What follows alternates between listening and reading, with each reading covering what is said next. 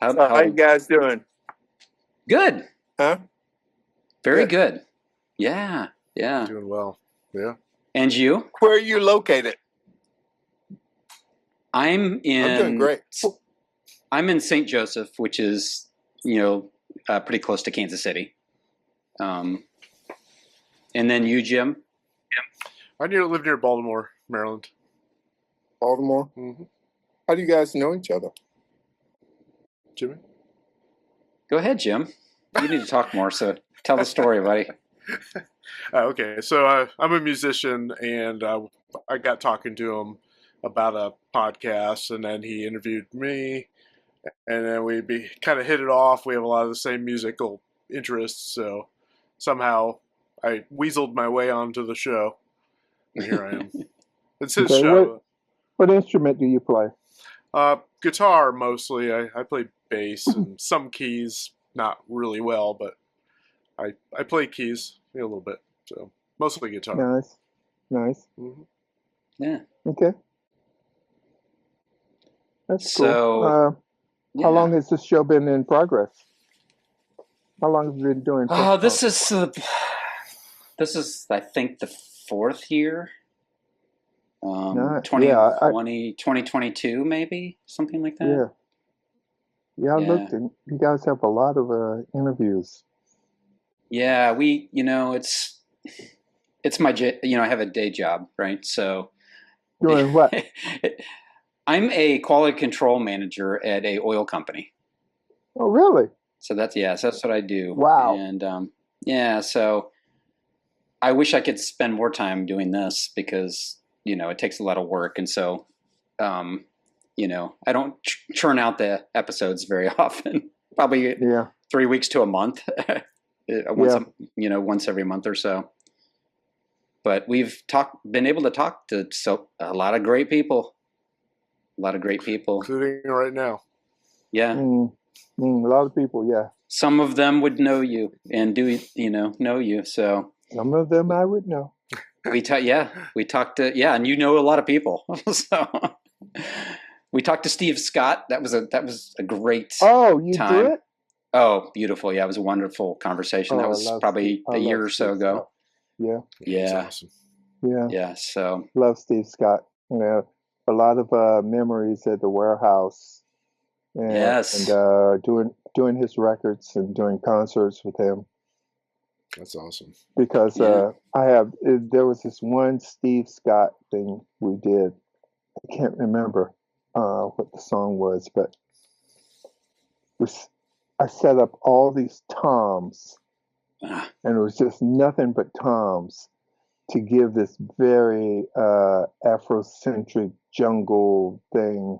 Mm-hmm. And so I think we laid down like bass drum and snare and hi-hat and stuff. And then we overdubbed all these tom fills. So it was pretty cool.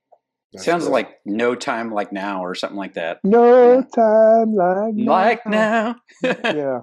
Could have been to get over the line. Yeah. It's amazing, right? Could have been that one, but it could have been another one too. Yeah. I don't know. Yeah, but we did a lot of this stuff. A lot of that stuff for Steve because that's where his head was. Yeah. It was all in laying down like an atmosphere and aesthetic for his thing. I guess being British, maybe. Yeah. It's very artistic. It was never very seldom a straightforward like drum beat, and it was during the time. It was like the 80s, and a lot of people were doing that stuff, Peter Gabriel, people like that were doing this sort of big heavy tom thing, Afrocentric. That's awesome. Well, we got a ton of questions for you. We'll see how many we get to. I'm going to pause for a second because I think my internet may be unstable. I paused for a second because I think my internet was kind of sketchy for a second there. Face froze. Yes. Okay. So I just waited. But anyway, I was saying we have a ton of questions for you. Okay. I don't know if we'll get to them all. We might jump around. So I say we just jump in. Sound good? Let's do it. Let's Jump do it. in. All right. First of all, thank you so much for joining us. We Thank you both. for having me. Thank you. Your name came up a long time ago with Jim and I, trying to seek you out, and we were both raised in the Christian music culture, especially the alternative music, the 80s and 90s, Mm-hmm. and so of course we knew your name, and you were involved with so many projects that from our teen years. I think the first time I saw your name was way back in the day when we would look at all the liner notes and read them all. Mm-hmm. Yeah. Not like today, right? But I remember those days. well, I still do it, but but I think it was on Vector's first album, Mannequin Virtue. Mannequin Virtue. Yeah. Yeah, and you played on that, and I think that's probably where I saw your name first, and of course, I kept seeing it different places, and Mm-hmm. so I think Jim wanted to tell a story about. I won't even say what's about. Jim, Yeah, you can talk, and I'll make it quick. I think I was 14, and my mom took me to see Michael Card Scandalon tour. Mm-hmm. And he was introducing his drummer, and he said, and the drummer is Aaron Smith from the 77s. So I went up and talked to you after. Really? Yeah. I was like, yeah, because I think All Fall Down was out. And, Oh, wow. And I remember listening to Ba Ba Ba on the radio, so I was pretty excited when I heard you were there, so I ran up and talked to you at 14 or something. I still have the autograph of you and everything. Really? Yeah. Oh, What wow. did I autograph? Just a piece of paper. I'll have to see if Oh, I'll good. look for it while you're talking later. That tour. I thought that tour was. I think it was called "Too Many Books, Too Little Time." Oh, okay. At least that's the album. The tour was Oh, supporting. I thought it was Scandalon, but Could have been. oh, Getting that Michael Card tour was like. I had been playing with Charlie Peacock, and we had a bass player who's Danny Orlandy, who had been playing with Michael Card, and Michael Card put out this album called Too Many Books, Too Little Time, oh, okay. and he was touring that, and Danny suggested me as a drummer, and Card agreed. And that was the beginning of my interest and tenure in living in Nashville. Oh, okay.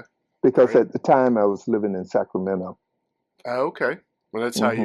how you knew the 77s and stuff, I guess. Well, right? yeah, I'd been with this. I had moved to Sacramento from San Francisco. I was playing simultaneously. I was playing with Romeo Void and the 77s. Oh, is that right? that was And one of my questions I was going to ask. It was, Yeah. and maybe And- even Vector right in there somewhere. Well, I had done. Here's the Vector story. I had done the Vector record, and they said they wanted me in the band, but because I wasn't a Christian at the time, that was not permitted. Oh, So I was living in San Francisco. I went back home to San Francisco, and I don't know how long after that, but not long after that, I got a call from Mary Neely, who was mm-hmm. the president of Exit Records. And the 77s had this date in Prestatyn, Wales for this this Christian 2-week festival there, where they have Bible studies and youth groups and concerts and all this sort of stuff. And Mark, can't remember Mark's last name, but he was he was the drummer for the 77s at the time, but he couldn't go because he said, I got 5 kids and I got a printing job and I can't leave for 2 weeks and go. Yeah. And so Mary called me and asked me if I wanted to go, and I said yes. And so I came up to Sacramento, and I had kind of met Mike and Jan during the time I was doing the Vector record. And they had shown me videos of the 77s at Greenbelt. And I looked at those videos and I was going like, what?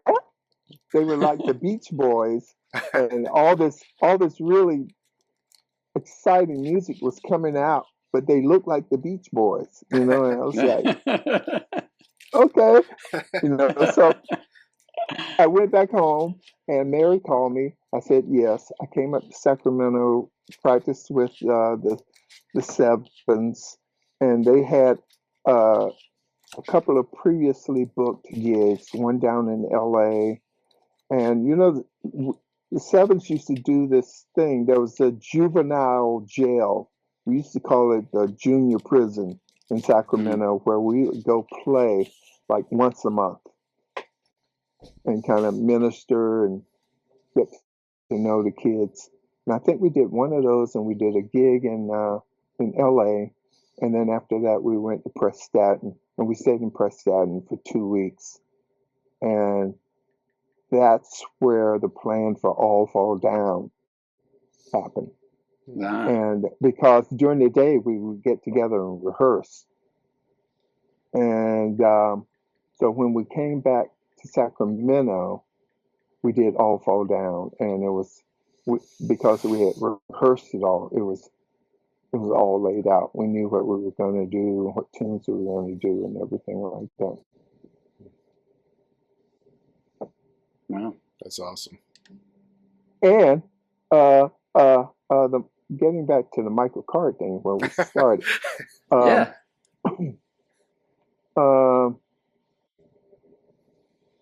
The reason I was even available to do the Michael Card thing, because in my own personal life, I had to make a decision about what I was going to do. If I was going to still pursue music or stay in Sacramento and try to figure out a career. And I decided that I was going to take my chances in Nashville. When did you go to Nashville? What time frame was that? I moved here in 1996. So when I started playing, Charlie Peacock moved here first. We were all at Exit Records. Yeah. Oh, I know. So when Charlie got his deals with Word and whatever, there was a quote unquote exodus for some of us. Some of us decided to stay in Sacramento, and some of us decided to move to Nashville. And when Charlie moved to Nashville, he would hire me to do sessions, like Margaret Becker sessions. I did a lot of Margaret Becker sessions. And his sessions, the Love Life record. And I would come here and I would stay with him, or I would stay with Danny Orlandy and his family.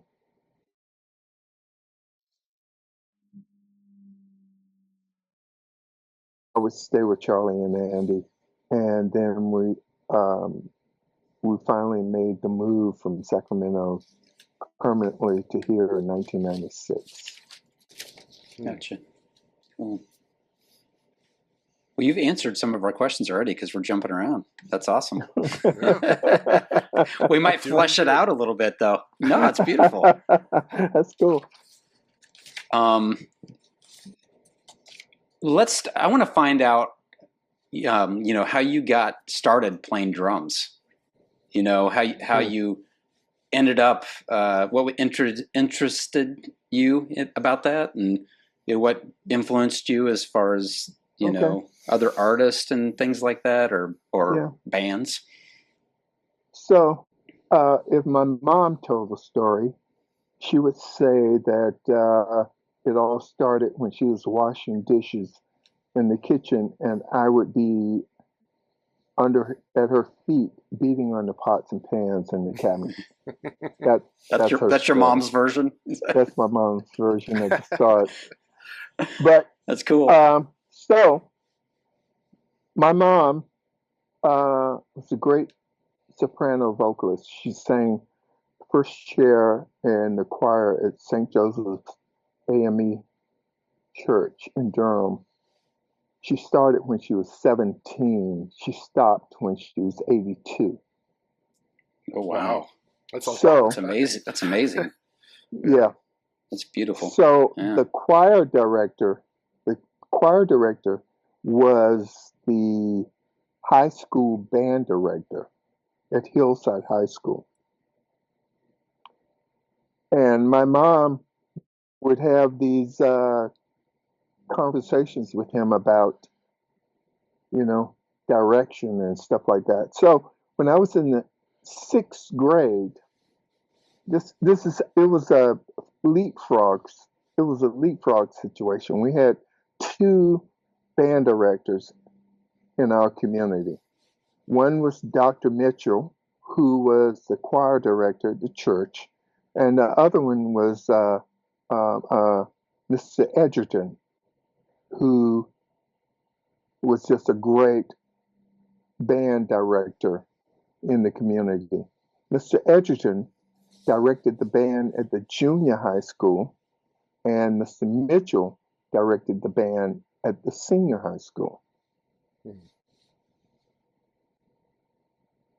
You couldn't get into band until you were in 6th grade.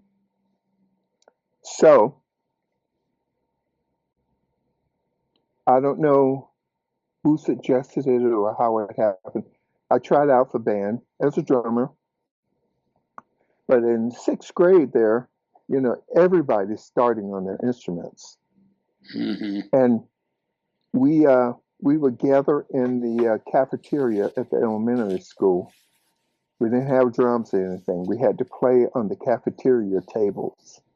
And we had these huge tubey drumsticks for marching band. They're just huge. Every drum corps now uses tubey drumsticks. And the drummers could only play on Friday. One day. So Monday through Thursday, we had to listen to squawking clarinets, bad trumpets, bad flutes, all that stuff, because we were all beginning. Yeah. And on Friday, it was great.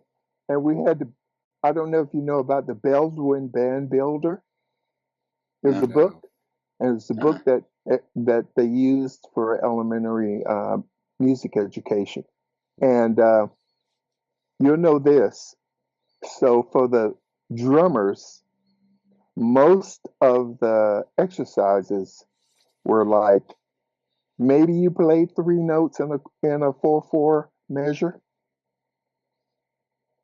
or maybe not. So it was like 1, 2, clap for 1, 2, clap for, or whatever, wherever the beat fell in the 4/4 measure, that's what we played. And it was like, okay. So when we started, we had like 16, 18 drummers. By the end of the year, it was 4 of us. Everybody else quit. Yeah. I didn't quit because I didn't know I could. Weren't allowed. You didn't think you were allowed to. I didn't know. I was like, so this went on, and so from 6th grade, you went to junior high school, 7, 8, 9, right? And so at 7, I got Dr. Mitchell. No, I got Mr. Edgerton. I got Dr. Mitchell in elementary. This is the leapfrog thing.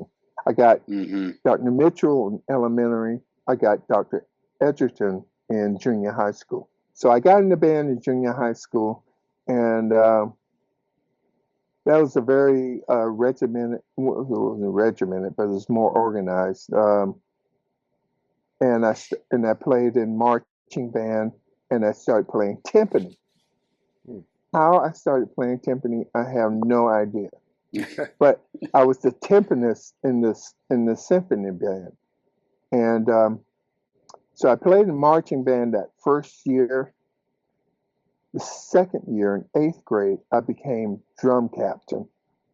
Oh, Wow. We had this one point in the beginning of my 8th year where we were getting ready for marching band, and we had this baseball park where we used to march around and just to get the cadence ready and get everybody stepping in left, right, left, right, left, right.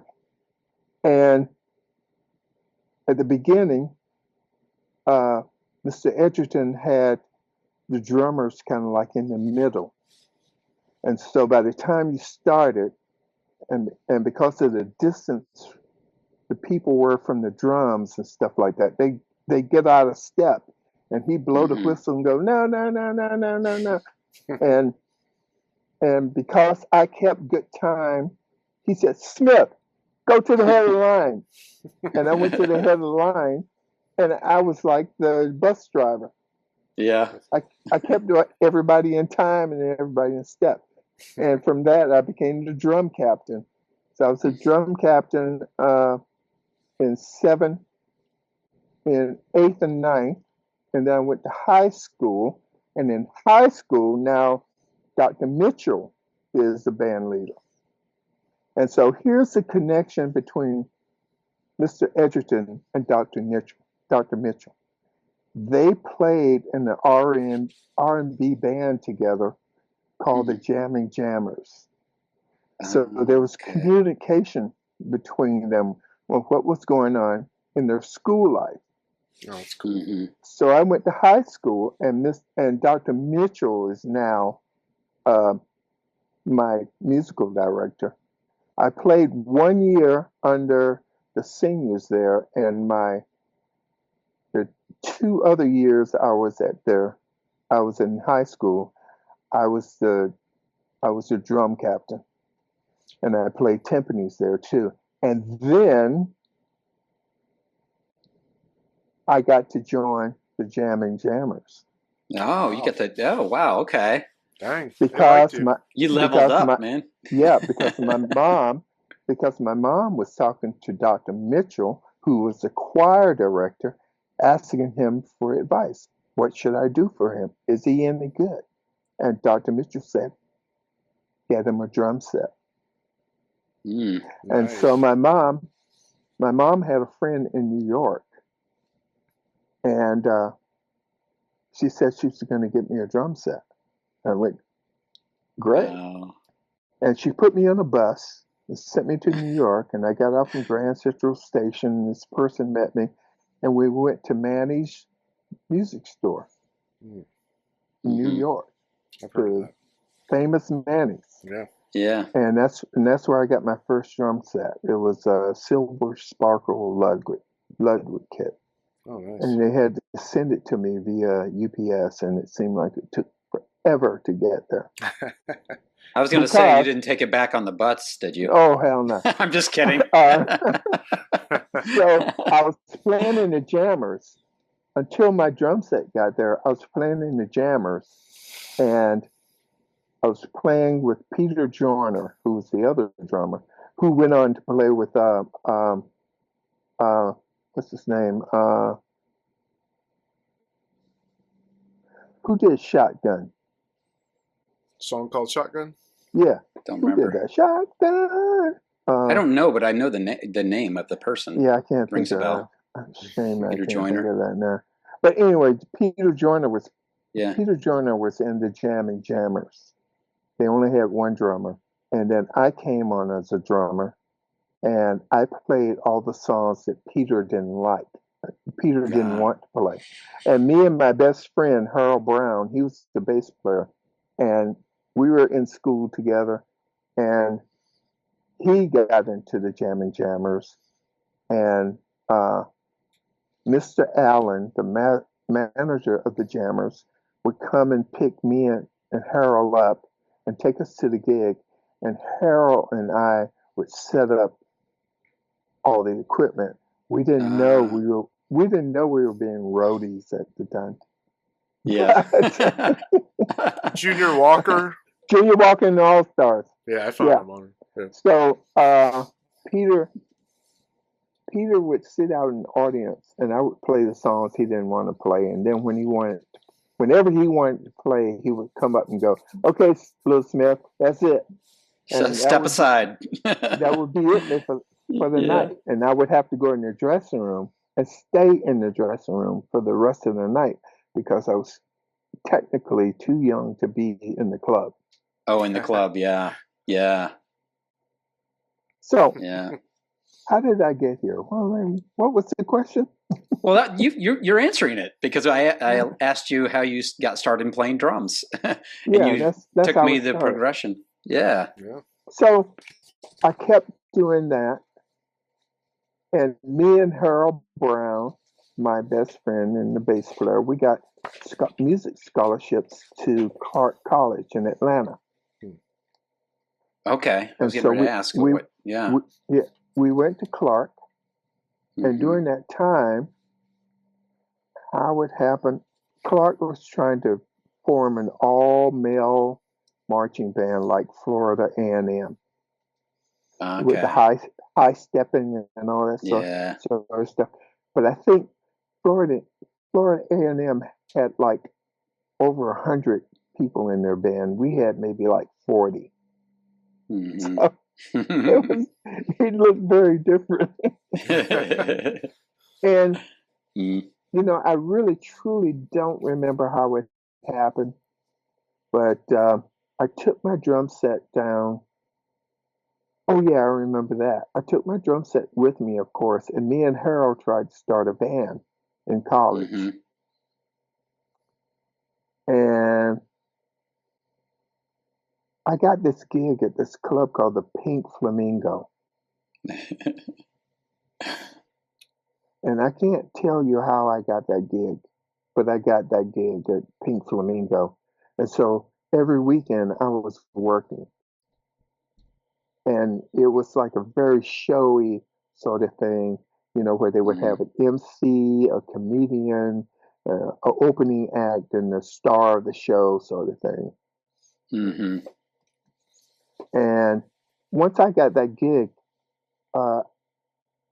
it kind of took away my interest of schoolwork. Yeah. Because I remember on Mondays, we had this 8:00 class. It was a religion class. and I missed it a lot. And so getting that gig at the Pink Flamingo introduced me to this guitarist who had a band, and I started playing with him, and he said, "I'm going to do a record in Nashville, and I want you to come to Nashville to do the record." And it was the week of final exams at Clark. And so I came here and I did this record called Push Push. And on the way back to Atlanta, we stopped at White Castle. And I tell you, this is the honest to God truth. That White Castle still is there today. Wow. And I was paid in a couple of hamburgers and a strawberry milkshake. That's what I got paid for the session. Oh, wow. That sounds good.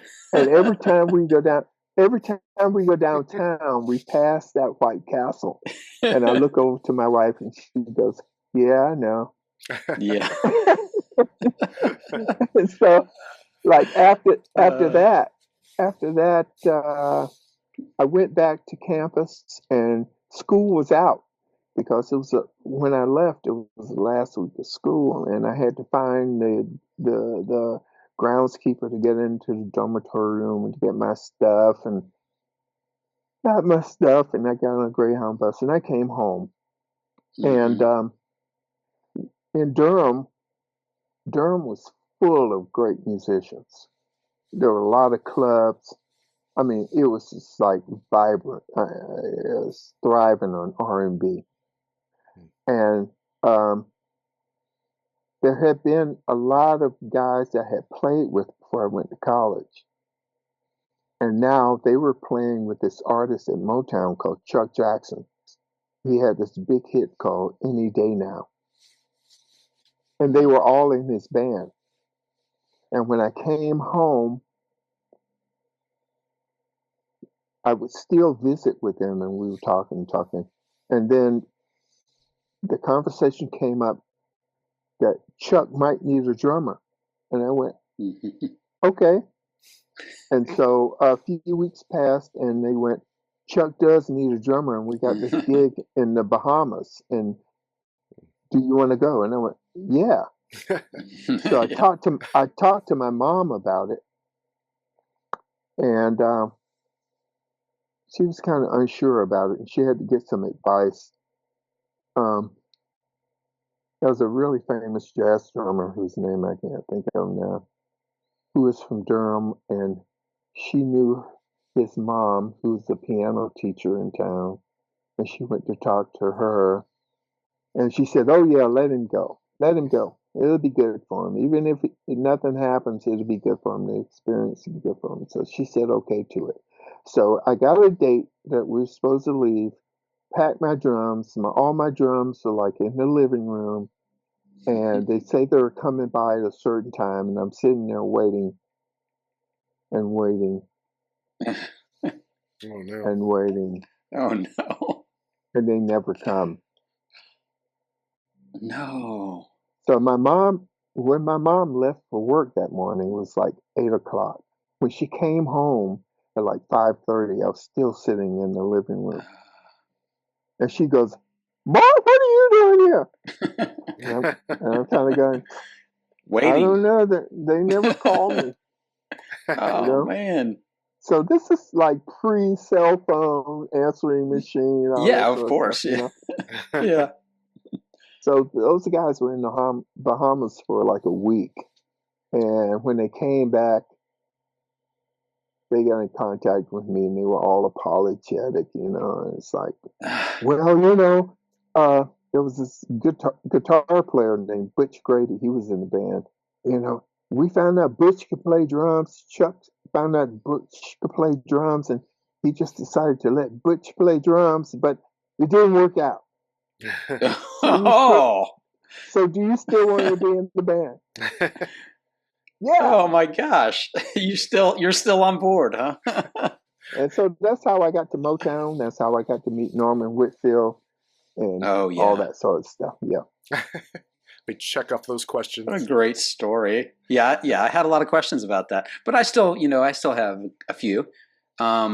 You were there. You were with the. You wanna ask it, Jim? Just real quick. No, just Go real for quick. it. Was his name Dan Davis? There's a jazz drummer from North Carolina.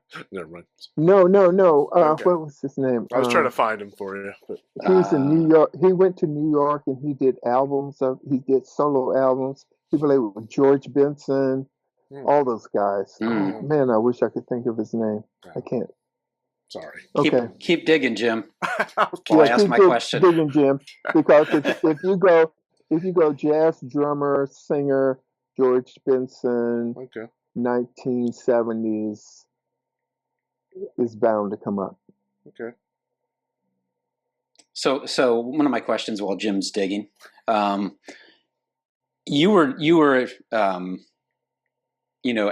as you mentioned, you were at Motown during the shift towards the Norman Whitfield's psychedelic soul productions. Mm-hmm. What was the vibe in the studio and stuff on those records as far as that time? There was a shift in the sound, on some of those albums. So, what was the feeling for you, or the vibe of that for you? Well, the vibe of that for me was very cool. It wasn't that cool with, a lot of people who had been there to establish what was the Motown sound. Right. Like the Temptations were very young. Temptations wanted more love songs and all that sort of Mm-hmm. stuff. At first, they were into the social conscious sort of thing, but after a while, they were like, ah. But my thing with Norman, because I was I was into Aretha Franklin and great Bernard Purdie and all this new music that was coming out of Stax, this funk stuff that was coming out of Stax. Um, I went to we went to Detroit with Norman. I mean with um, what's his name? Any day now with that guy, Chuck Jackson. Yes, thank you. With Chuck Jackson twice. The first time I went there, that's when I met Norman, and Norman came backstage, asked me questions where I was from, blah, blah, blah. Would I be willing to move to Detroit? Because he had this idea, he had this new band he was starting called The Undisputed Truth. And he was going to put out records, and they had to put together a band, and would I be willing to come and be in the band? Of course, yes. So he said, okay. In October, around October and November, I'm going to send you a plane ticket so you can come here. Now, remember, there are no phone machines. Let me guess, you're waiting again. There are no portable cell phones or anything like that. So in January of 71, I got drafted. Oh. And so while I was, but I got out in March because of a medical discharge. But during that time, he was calling my mom's phone to set up my moving to Detroit. And she was at work. So there was no answer machines. It was ringing and ringing. Right. And so when I got out of the Army and came home, I got back into Chuck's band. And a couple of months later, we ended up playing in Detroit again. And Norman came to the show, and he comes backstage and he goes, "Where have you been?" And so I tell him the whole story about how I got drafted. I was in the Army for 2 months and stuff. And he goes, and at that time, when I was in the Army, we'd be doing patrol duty, cleaning up the barracks area and cleaning our weapons and stuff. And people had transistor radios. Remember those? Oh, yeah. And I had told them this story because before I got drafted, the first time I met Norman in Detroit, the next day, I did Smiling Faces by the Temptations. Because when the first time I met him that night, he said, "What are you doing tomorrow?" And I said, "Nothing." And he picked me up and took me to Motown Studio A. And,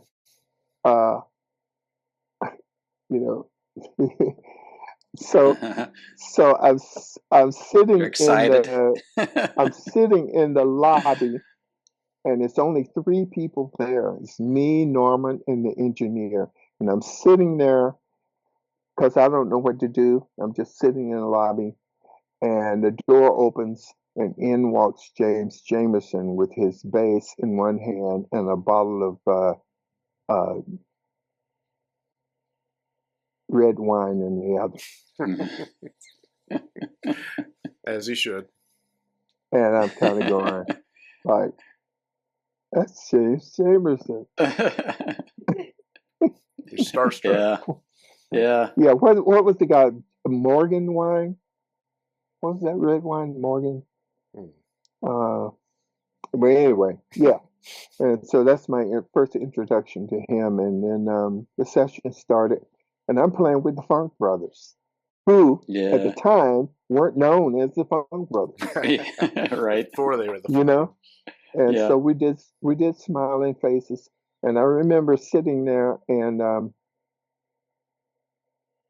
just being real nervous because not Mhm. because I'm playing with the Funk Brothers, but because I'm in a recording studio and I don't know what demands are going to be made on me, and I've never done this before. I've had a couple of experiences of being in a recording studio before, but I kind of knew what was happening, It's a what big was deal. going to be expected of me. Yeah. Yeah. And so, yeah. So when I get drafted, me and my other company buddies, we sit on our bunks at night and we talk about our lives. And I told them about being at Motown and stuff like that, and all this stuff, and about the Undisputed Truth and how I was supposed to be in that band and stuff. And so when we'd be doing company area and a Motown song would come on their transistor radios, they would drop whatever they were doing and run and find me and go, Smith, it's a Motown song. It's crazy. So when I got out, when I found out I was getting out, we all got together that night, and man, we all cried together. Hmm. It was a very touching moment, and I haven't seen any of those guys since. Wow. No contact even? I guess No in those contact. days it was I different. don't know what No I Facebook. don't know back then. whatever happened to Yeah. them. You know, whether some of them went to Vietnam, Yeah. whatever. Surely come did some back from did, I'm sure. Vietnam? Yeah. Yeah. Did they come back from Vietnam? Yeah. Any of that stuff. But yeah. Yeah. So that's how I got to Motown. And when I got out of the Army, I got back to Motown. Norman came to that show. Where you been? Mhm. Okay, I'm going to send you another ticket. Sent me a ticket. Flew to Motown. Norman picked me up on the runway on the tarmac in his Jaguar XKE. Shoot. You know, my Yeah. drums were in shipping. You know, because that's how you had to do drums back, that sort of things back then. And he had gotten me this room, this really nice hotel in Detroit, and he had the drums shipped to the studio, and yeah, that's started that.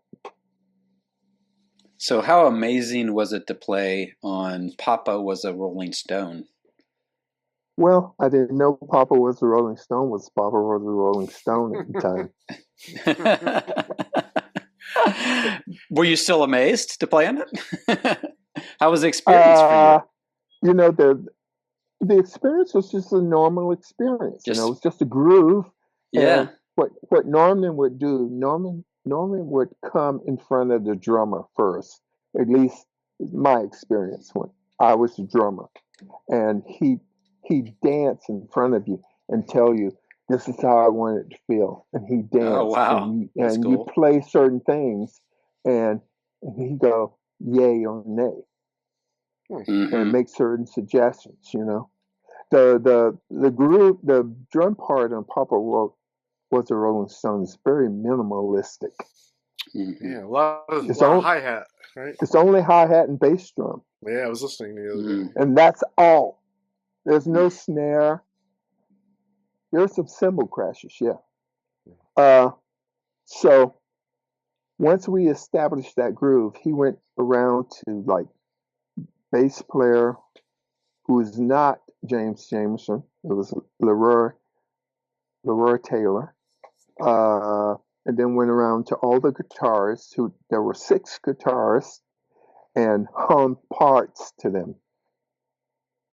And while he was doing that, I was doing all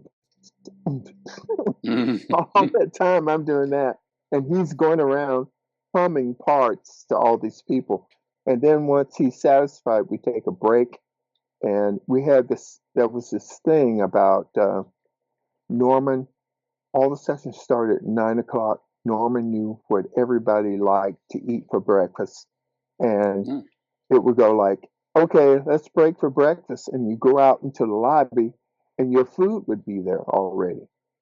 And so you have your food and you come back into the studio and hit record and start playing. And so I didn't know there were no lyrics. We didn't know, at that point. You don't know Yeah. at that point. You don't know what, and you don't know what you're playing to. You're just playing a groove, And Papa Was the Rolling Stone came out, and I remember when it hit me. I was at the bank one day in Detroit, making a deposit of a session check. And there was this mother and her little son there. And while she was standing in line, her little son was going, Papa was a Rolling Stone. That's awesome. And I went, what? Double take. And that was that, And years later, we did stuff. We didn't know that it was musical things that we did were become iconic or whatever, Yeah. Can you tell us a little bit about working with Ray Charles and your experience? Because I don't want to pass that over. Brother my Ray. Questions. Okay. Yeah. So Motown moved to LA. And I moved to LA. So I'm in bed one morning, and my phone rings, and it's, oh God, I can't remember his name. Okay, look this up. Who played drums in the West 149th Street funk band? James. Who played drums, you said? Yeah. West 149? 49th Street band. Oh my goodness, I can't believe I can't remember his name. You guys are going to edit this, right? Oh yeah, it'll be edited. Let's see. He played with Bill Withers too. Oh, type in That's drummer cool. with Bill Withers. Drummer with Bill Withers? Yeah. James Gatson. Got it. Oh, you got it. That's it. James Gatson. I'm laying in bed one morning. The phone rings. I pick it up. It's James Gatson. Oh, And wow. he's going, hey man, I heard you were in town, and I got the situation where I got to do this session today, but I can't do it today because years ago I was in a car accident, and every now and then when I wake up in the morning, my back, I'm in so much pain that I can't get out, and I need somebody to fill in for me this morning for a session. Wow. And I'm gonna go, oh yeah, who's the session for? It's Ray Charles. You're like, what? And once again, you're like, yes. Yeah, I just go, yeah. But Ray Charles was one of my daddy's heroes. When we first got our first record player at home, we had 2 albums. One was Ray Charles. The second one was Buddy Rich, Big Swing Face. So I'm going like, and at the time, I'm young. I'm going like, yeah, okay, I'll do it. Yeah. And what he gave me the address and stuff, and I pile my drums into the car and I go there, and it's at his studio, and I'm nervous. Don't get me wrong, I'm nervous because here I am in the studio, and it's like a big band, horns and everything. Yeah. And we got to do this tune called Sunshine. And I'm so nervous that he knows I'm nervous. and he hits the button and goes, "Hey, young drummer, don't be so nervous. Just settle down. It's all right." That's cool.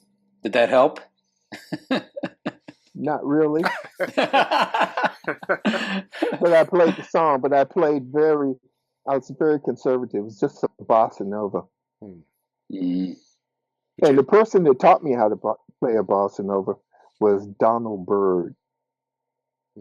Donald Byrd taught me how to play a bossa nova in 1968 when I was a senior in high school.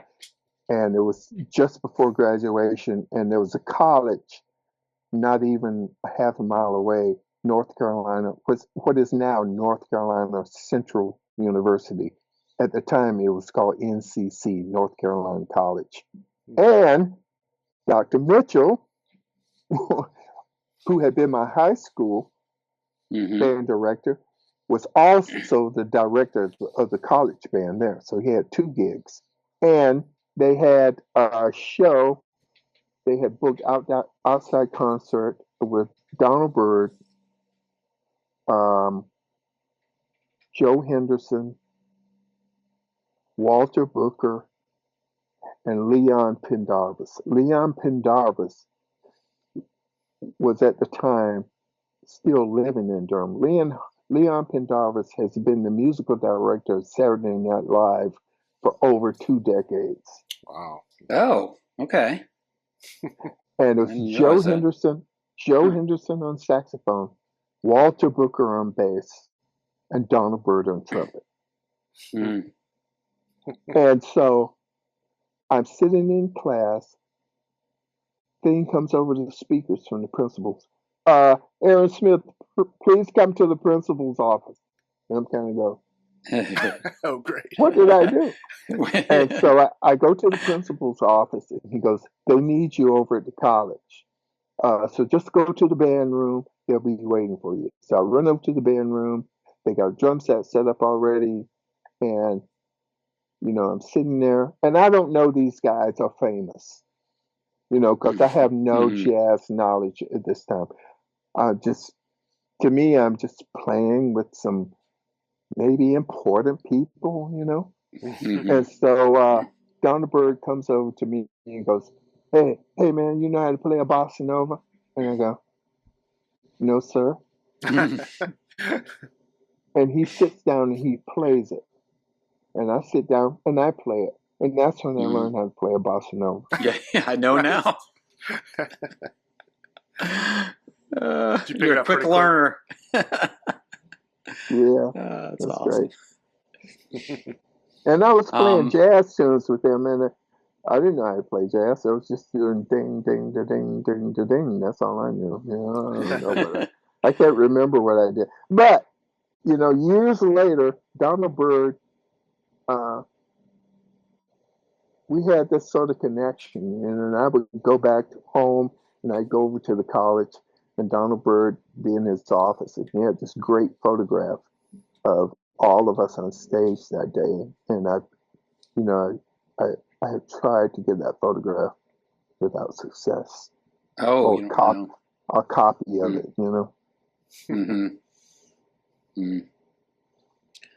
Earlier, you talked about Mary Neely, Exit Records, and Warehouse Ministries. Can talk a little bit more about the role that Mary Neely and Exit Records played? And her husband Lewis. What was your experience like within that community, and how it influenced you, the rest of your career? It mostly influenced my Christian belief.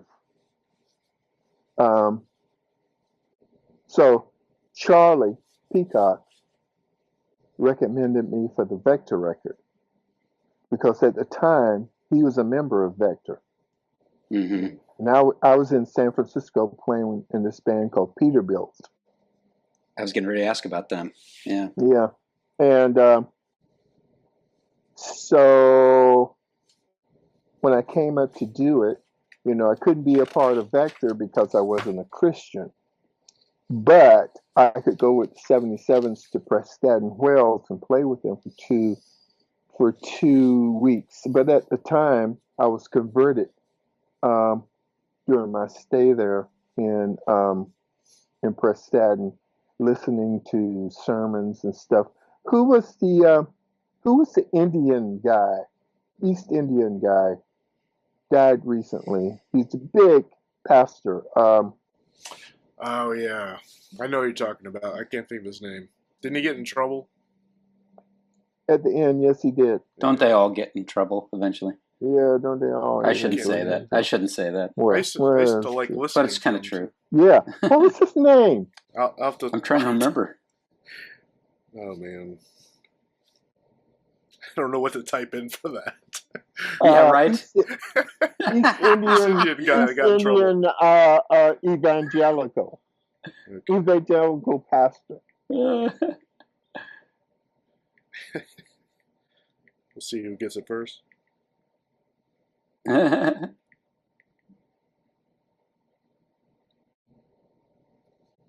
Ravi? Ravi Zacharias? Yeah. Zacharias. Yeah, I remember him well. Yeah. Ravi Zacharias. So yeah. at the time I went to Preston, Wales with them, and I had a guru, Paramahansa Yogananda. And so me and the 77s, all the guys, we would always have conversations about that. Cool. Yeah. And so when I got to Preston, and there was Ravi Zacharias, and I'm just kind of going, really? Interesting. An East Indian evangelical? So I would listen to him, and they had these things set up in our bungalows, speakers, where we could tune in to whatever sermons or whatever we wanted to hear. So I would listen to Ravi Zacharias. And I knew that the Bible. And the guy, we used to have a babysitter that the ex would send with us. And chaperone type, Yeah. That's a cool benefit. And the interesting story about him was that his father had been in the CIA during World War II, and he was a marksman, and he was positioned in a building once to where he could have taken out Hitler, but he had orders not to do it. That's wild. So getting back, so we had the chaperone. Wow. Yeah. And I needed a Bible, and he said, "Okay, I'll sell you my Bible for $5." That's known as Christian charity. So I gave him $5, and I got his Bible. So I started listening to Ravi every night, and there was a moment of conversion while I was there. He's a great teacher. He was a great teacher. Yeah, and when I came back, I was a Christian. So now I could be part of the 77. You're in. You're in. I'm in. Any band. Any band we got here. At Warehouse Ministries. Yeah. Yeah. So what was the question? I was just talking. Yeah, I just wanted to hear you talk a little bit about Warehouse Ministries and Mary's. Yeah. Warehouse is great. Warehouse is great. I was totally in, totally committed to it. I had moved my family to Sacramento to sustain us. They gave us jobs at the church. Me and Jimmy Abegg and Mark Tootle were janitors there. Oh wow! Yeah, that's cool. Awesome. And cleaned a lot of bathrooms, vacuumed a lot of floors. But while I was doing that, they had a library there with all of Chuck Smith's tapes.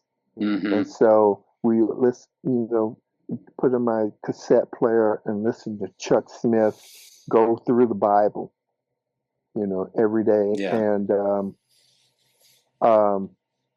then we would play. Some of us would play on Sunday morning, and they pay us for that too. So they pay us for being janitors and pay us for what kind of dog is that? I have 2 German Shepherds. Oh, really? They just went lunging out the back door. They heard something, I guess. Are they Oh. GPS? Are they GPS? Yeah. What do you mean by that? Where are they from? I don't know. Germany, Poland. Yeah, I'm not really sure. I mean, one of them has papers, the other one doesn't, and I don't really know. I'm kind of into that, Okay, I'll look into it for you. Well, yeah, look into that. Okay. Yeah. So they sustained me and my family by giving us work, and then the 77s who go out and play, and we kind of were not really paid for that individually.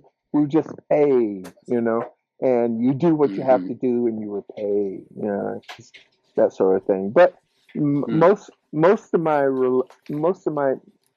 enduring experiences with Mary and Louis, who I love dearly, was my conversion to Christ and that whole thing. It has, it's more important than the 77s or that sort of thing, Yeah. Yeah. It's awesome. Earlier you also talked about in the 80s when you were in Romeo Void and the 77s kind of at the same time. Vector was in there somewhere. Can you talk about that time? Like, how did you get involved with Romeo Void, which is not a Christian band? No. But they were very artistic and they were kind of in the same style of music. The new wave or alternative type of art, music. So I had been to the School of Arts in North Carolina. I had let's start this over. I had been in Sacramento, met Charlie Peacock, played with Charlie Peacock. This is before either of us were believers. Played in his bands, and there was this big party band scene down in San Francisco. And one of the guys, who's Peter Bilt, came up to Sacramento to ask us to join forces with them. But the guys in Sacramento was so jazz aesthetics that we said, "Oh, hell no. We're not doing that." Jazz aesthetics. Oh man, it was jazz was just so prevalent in Sacramento. Charlie was in it, and we used to all play together almost 4 times a week. But every time we did, the name of the band would change to somebody else's name in the band, but it would be the same guys. But anyway, so I'm in Sacramento, and that's not really working out for me. So I decide I want to go to school. So I go to North Carolina, go to the School of the Arts in North Carolina, and I stay there for a semester and realize that I don't want to be a classical musician. I don't want to. That's not what I want to do. And Peter, who had come up to Sacramento to ask us to join this party band, got an idea about me, him, and this bass player. And so he was working with the producer, David Kahn. And so they got this idea. They contacted me in North Carolina, come to San Francisco. We're going to put together this group. we'll pay you like a salary, like it was $100 a week. Mm-hmm. So I said, yeah. I drove to San Francisco, and I lived with my friend Bongo Bob and his wife Oh, Kathy. yeah. Oh, Yeah, Well, Sticks and Stones. yeah, Mhm. And Steve Scott. and Steve Scott Thanks. and Deborah Ayal solo record. Yeah. And Oh, I didn't realize that. me, Peter, and Dan got together every day. They rented a rehearsal space for us, and I think David Rubinson was involved in this because our manager was really well off. He's like the heir to a big trucking company that I will not name here, but he was well off. He's well off. He had this beautiful house in Marin County, overlooking the bay, and he paid me $100 a week. We rehearsed and we rehearsed. We did all these showcases. We did demos. We did everything. We did blah blah, whatever they said we had to do to get a record deal, and we did it all, and it just never happened. It just never worked out. But during this time, Charlie was asked to come to be in Vector, and in Vector they tried this thing where Steve, the bass player, could play drums, and his thing was he was going to play drums and then overdub bass, and then Charlie and Jimmy were going to do their parts, and they tried that and it didn't work, and that's how I got in the Warehouse thing. Charlie said, "You should call Aaron." Mary Neely called me. I did the Vector record, met 77s. Did I answer your question? You kind of did. And also Romeo Void, how you got Romeo connected Void. with them. Yeah. Romeo Void. David Kahn, who was paired with Peter to get me to come to San Francisco, was also the producer of Romeo Void's next record. And so I go to this. There's this party in San Francisco on a Sunday. It's this club that has a rooftop swimming pool. It's also Hollywood sounding. Yeah. And me and my wife at the time and our 2 kids, we're up there, and this scene is like a special thing. Oh, you've been invited to this party. Oh, let's go. And so we're sitting there by the pool, and these 2 guys walk up to us, and it was the bass player and the guitarist for Romeo Void, and they introduced themselves, and they were going like, "We're looking for a drummer, and David Kahn suggested you, and we want to know if you're interested, and if you are, we need to start rehearsal like right away, and blah blah blah." And I went, "Okay, I'm in," because if you're just sitting there and nothing's happening, when you get an offer to do anything, you say yes to it because you don't know what's going to happen to it. You know where it's going to lead. And so we start rehearsal for the Instinct record, and and David Kahn was the producer. And so that's how that happened. We did the record, and then we had to tour the record. And while we're on the tour, while we're on tour for the record, I found out how much dissension and angst and hatred exists between some of the members of the band.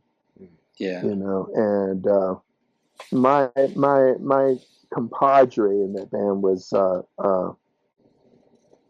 Ben, the saxophone player. Ben is the saxophonist. Yeah. he and I, because Ben was into jazz, I was into jazz, and he and I roomed together, and he would tell me about the history of the band and fill me in and everything. We had this one really special experience, just me and Ben, where Romeo Void was playing. Did a gig in Paris, Yeah. and CBS, because "Girl in Trouble" was a temporary thing. That was a single. It was doing so well that CBS was just like courting us because they were looking for another record, the second record. And so they sent out limousines. We went to like 5-star restaurants all over Europe.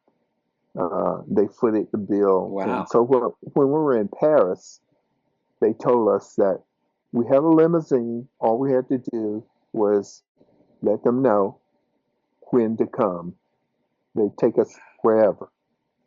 Cool. And me and Ben, we were the only two people in the band that requested the limousine. There was so much anger and angst. Yeah. At that point, we all knew that, the band was going to break up. And so me and Ben got in the limousine, and the limousine driver took us all over Paris, to Eiffel,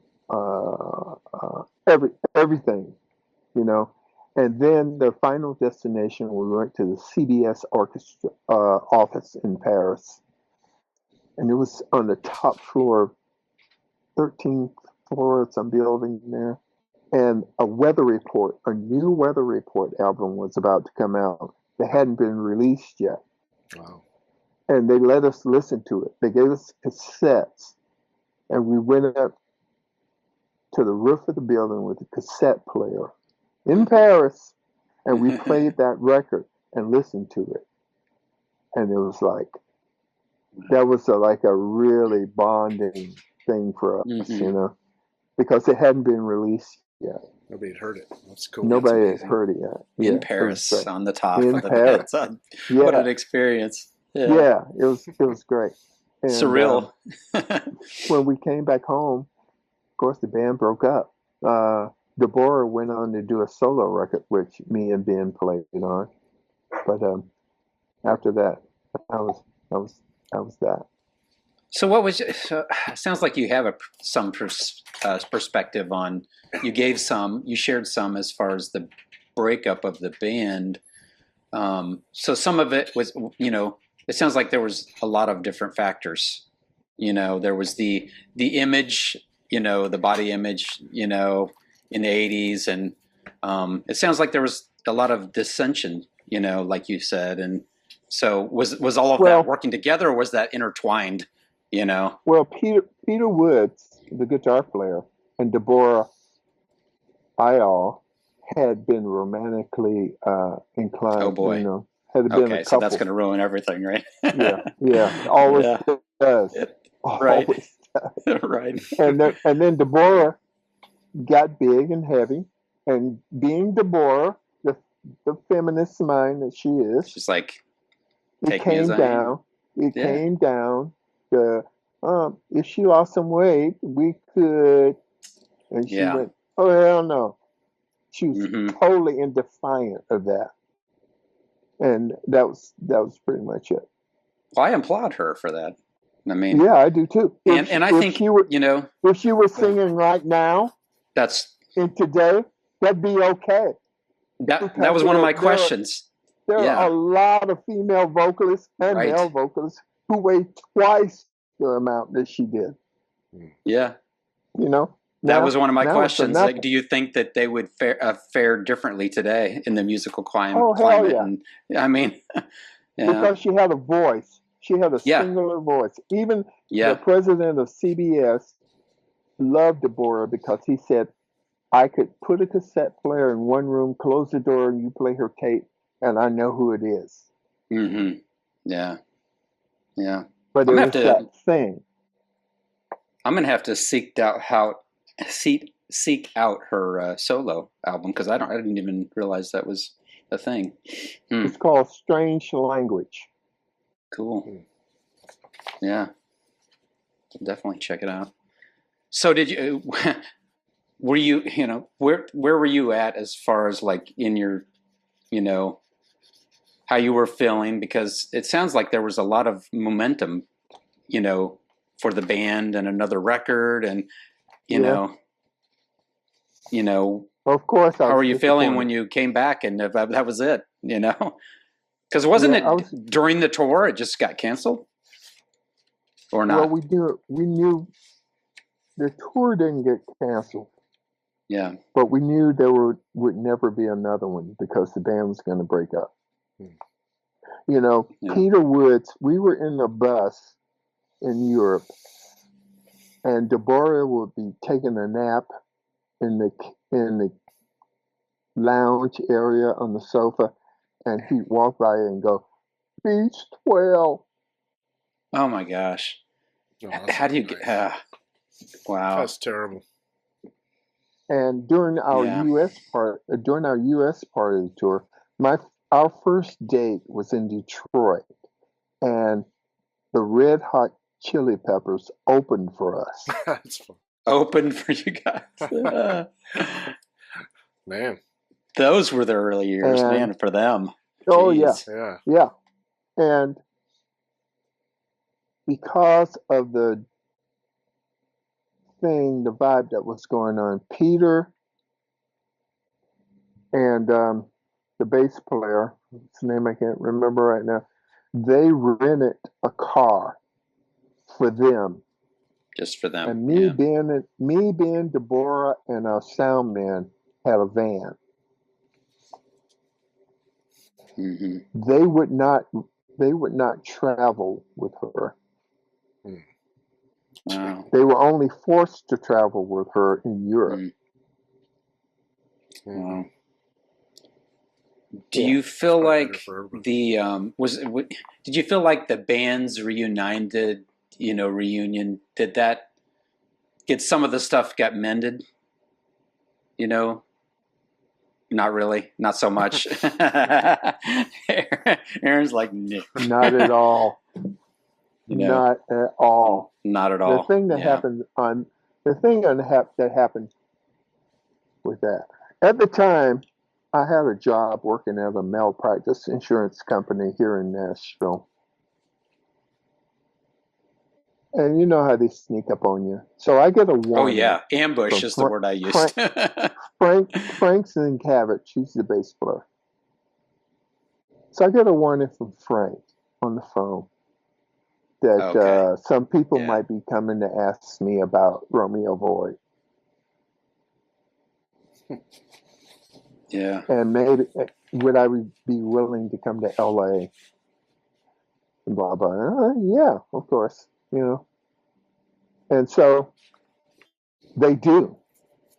Mm-hmm. I get this. I get this message that we're gonna do a live concert. Blah blah blah blah, and that's about it. And so they do. They send me a ticket and.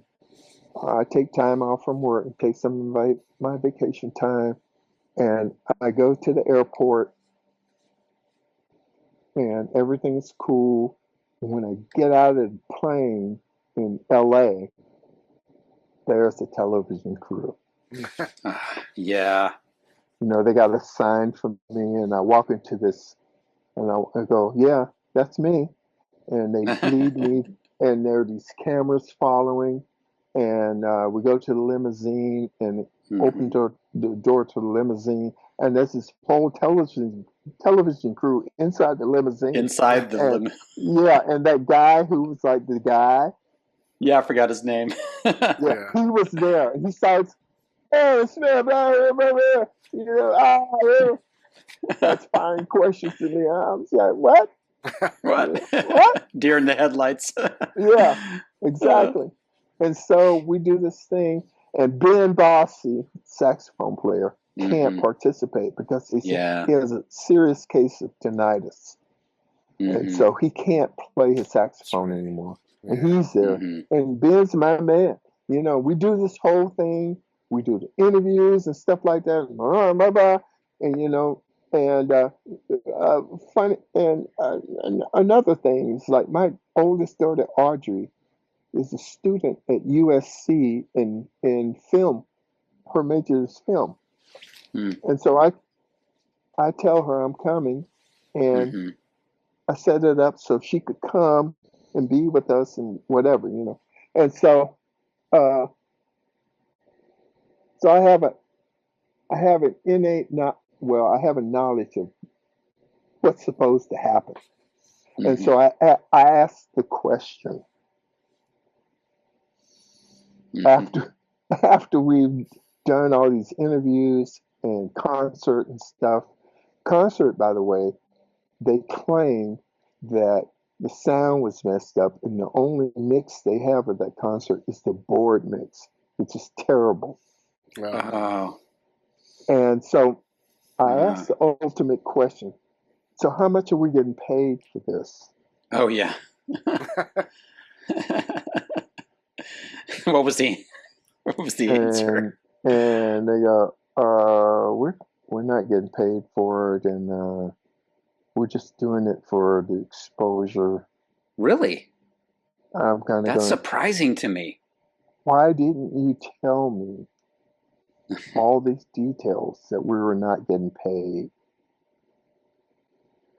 And so it ended really bad. Oh. The whole thing ended. I mean, I'm sorry it was to hear like that. it was like you would hope that this experience would be a mending sort of thing, but it was Yeah. like the final straw. That was Because everybody knew in that band, even Ben, which I was very disappointed in him. Everybody knew that we weren't getting paid. Real, except for you. Except me. Wow. Did you think that you wouldn't be on board? I mean, not that doesn't excuse them not telling you. Doesn't excuse me. I don't know. And that's amazing to me. I mean, VH1, come on. Yeah, I mean, and to my that's exploitation, To my naivete, but a lot of bands that they asked to do it didn't do it because they wouldn't get paid. Because of that. Yeah. And a lot of bands did it knowing they wouldn't get paid. Wow. That's the backstory of that. Yeah, wow. Bands reunited. Of course, VH1 made a lot of money off it, probably. Oh yeah. Advertising. Oh, yeah. There's still people. Yeah, there's still people watching episodes. Oh yeah. Of that. Still, to this day. Wow. I'm sorry, I watched it. Okay. Yeah, I watched it too. Hey man, I didn't know when that came on. That was the early 2000s, right? I was watching because there were other bands that I was interested in that were on there, and I was watching, and I hadn't even heard of Romeo Void at that point. I hadn't heard any of the songs, and because I was grew up in the Midwest and was very not in that scene, I guess, but I hadn't heard of them, but I knew who you were, and when I started watching that show, I was like, what? That's I knew your name. I don't even know if I'd seen you at that point. I probably had. I'd seen your pictures on some albums or whatever, but I was like, oh, I was more excited about that than anything else in the episode when I saw you. I was like, oh man, that's cool. So I don't know. So I know that doesn't make it any better for you. Well, I just been around. I've been around.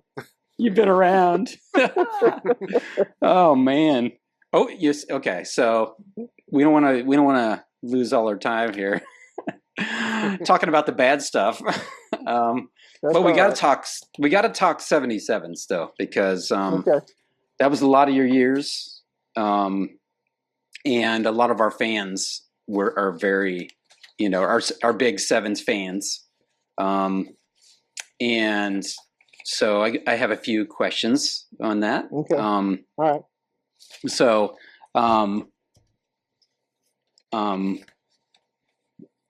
how was the experience, on the live album '88, Mercy Mercy, which forever cemented your name as a shout out for fans of the 77s. Was that a live performance was that planned? Is that something you guys did with that song, as you toured, as you did concerts? Was that, or that's something that was kind of spontaneous within that drum song? solo, right? Yeah. Could we pause for a moment? Absolutely. Just for a moment. I'll be right back. No problem. Yep. Good. Oh, well, Yeah. yeah.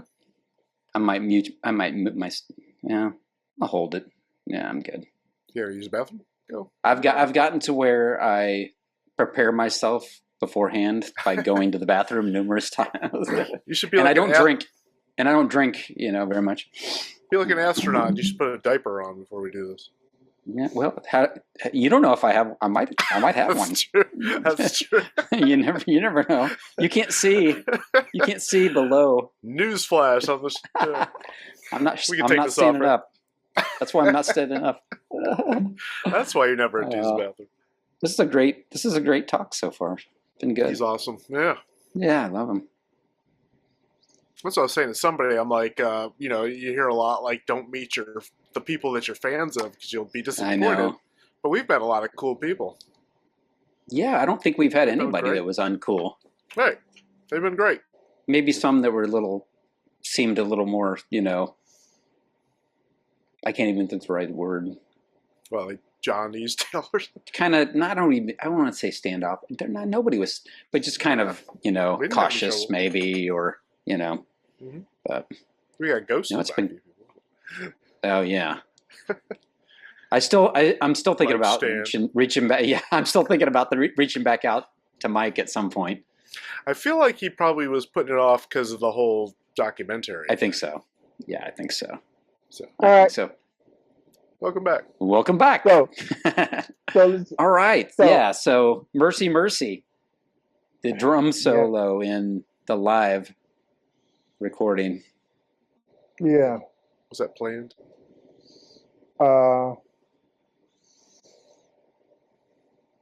It was something we did. Yeah. We had done a lot of concerts. Like I Mhm. was telling you, we played for the juvenile prisons. We played at this one club in California a lot that was known as a reggae club. And we got booked in there and people loved us. And we played there at least twice a month and packed all. And we developed a live show from that experience. Mhm. So what you hear on '88 is all what happened while we were playing all those shows. Mhm. It just it developed. Yeah. Yeah. You do shows, something works, it becomes a natural part of you. It's like Mike plays certain guitar riffs, and I hear those riffs, and he plays it again the next time and the next time, and I think about what can I do to embellish that, Mhm.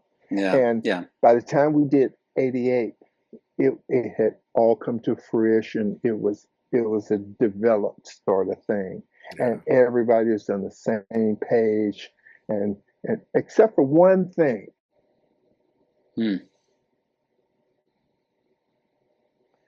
On Mercy Mercy, when Mike takes his solo, there was this one time when he's doing this riff, and I'm thinking, what can I do to do that? And so I go into this weird thing that I can't get out of. At the moment I start doing it, You're like, I know it doesn't work, but I'm committed. So it's going, and so I go this triplet sort of thing, and I get into it, and I'm going, oh, why did I do this?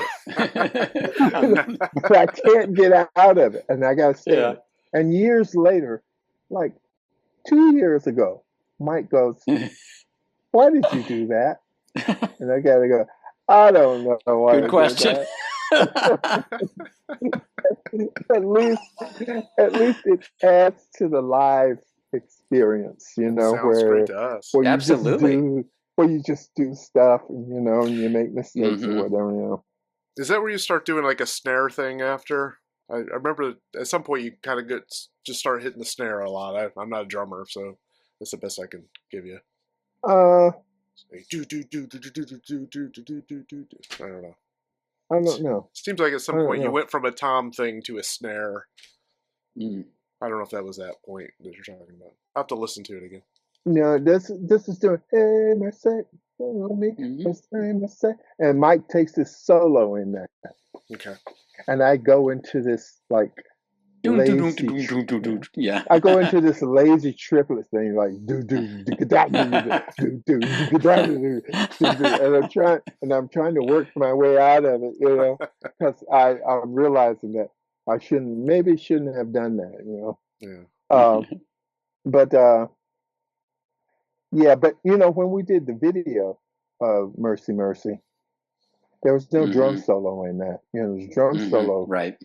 Came about as a performance thing, playing live.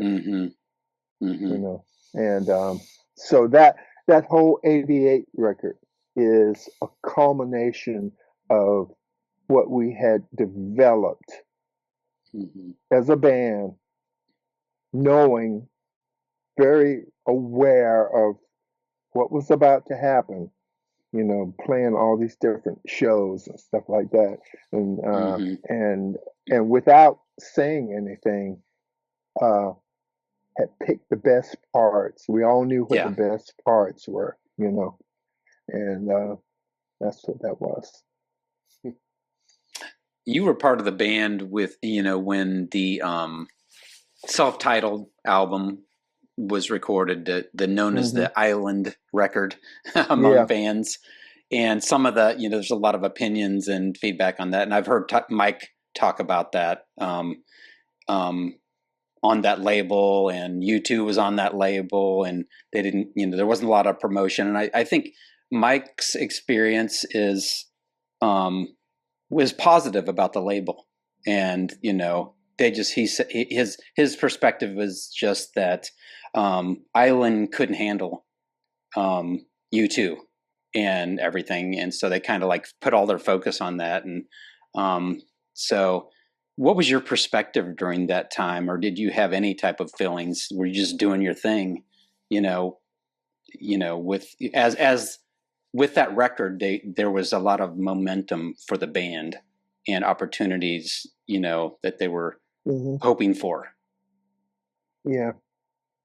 Well, Mike knows a little more about the inside of that, because he was one of the Mike and Jan were, like, Jan was an executive producer at Exit, and like Mike was the second guy. So with whatever communications and dealings were going on between Exit and Island, they would have more insight than I do. But for me, here we had this record. It was a good record.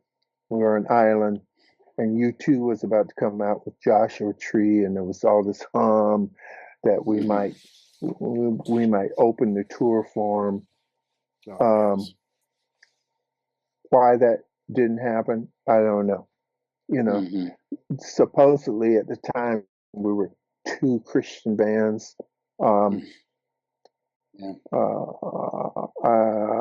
it didn't happen, I never know, but it was a big disappointment, because you can only imagine what we were feeling to maybe open a show and tour with U2. Yeah. Huge. And when it didn't happen without explanation, it just didn't happen. Yeah. Thanks for sharing. Do you know your who opened perspective for on him? I don't know. Yeah. I don't Good know question. if anybody opened for him.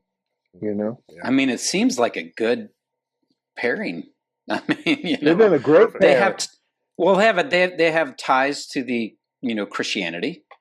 They At the were time the they same did. kind I of mean, musical, at the genre type, time, more or less. we played this club in LA that was dedicated to U2. I don't remember the name of the club, but the whole club was dedicated to U2. Mm-hmm. All the kids dressed in black, goth like, Yeah. U2, and they would talk about the people in U2. It's like, do you Obsessed. know Larry? Do you know Larry has a Cadillac? I mean, these are the kind of conversations that were going on in the club, Yeah.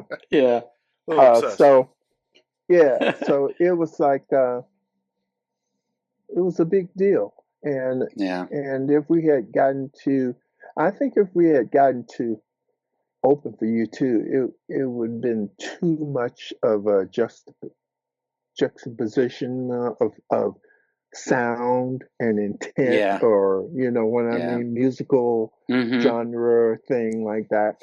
And because U2's vibe and our vibe was more connect, Yeah. this than U2's vibe, and Mm-hmm. I don't know if that had anything to do with the decision, but it's okay.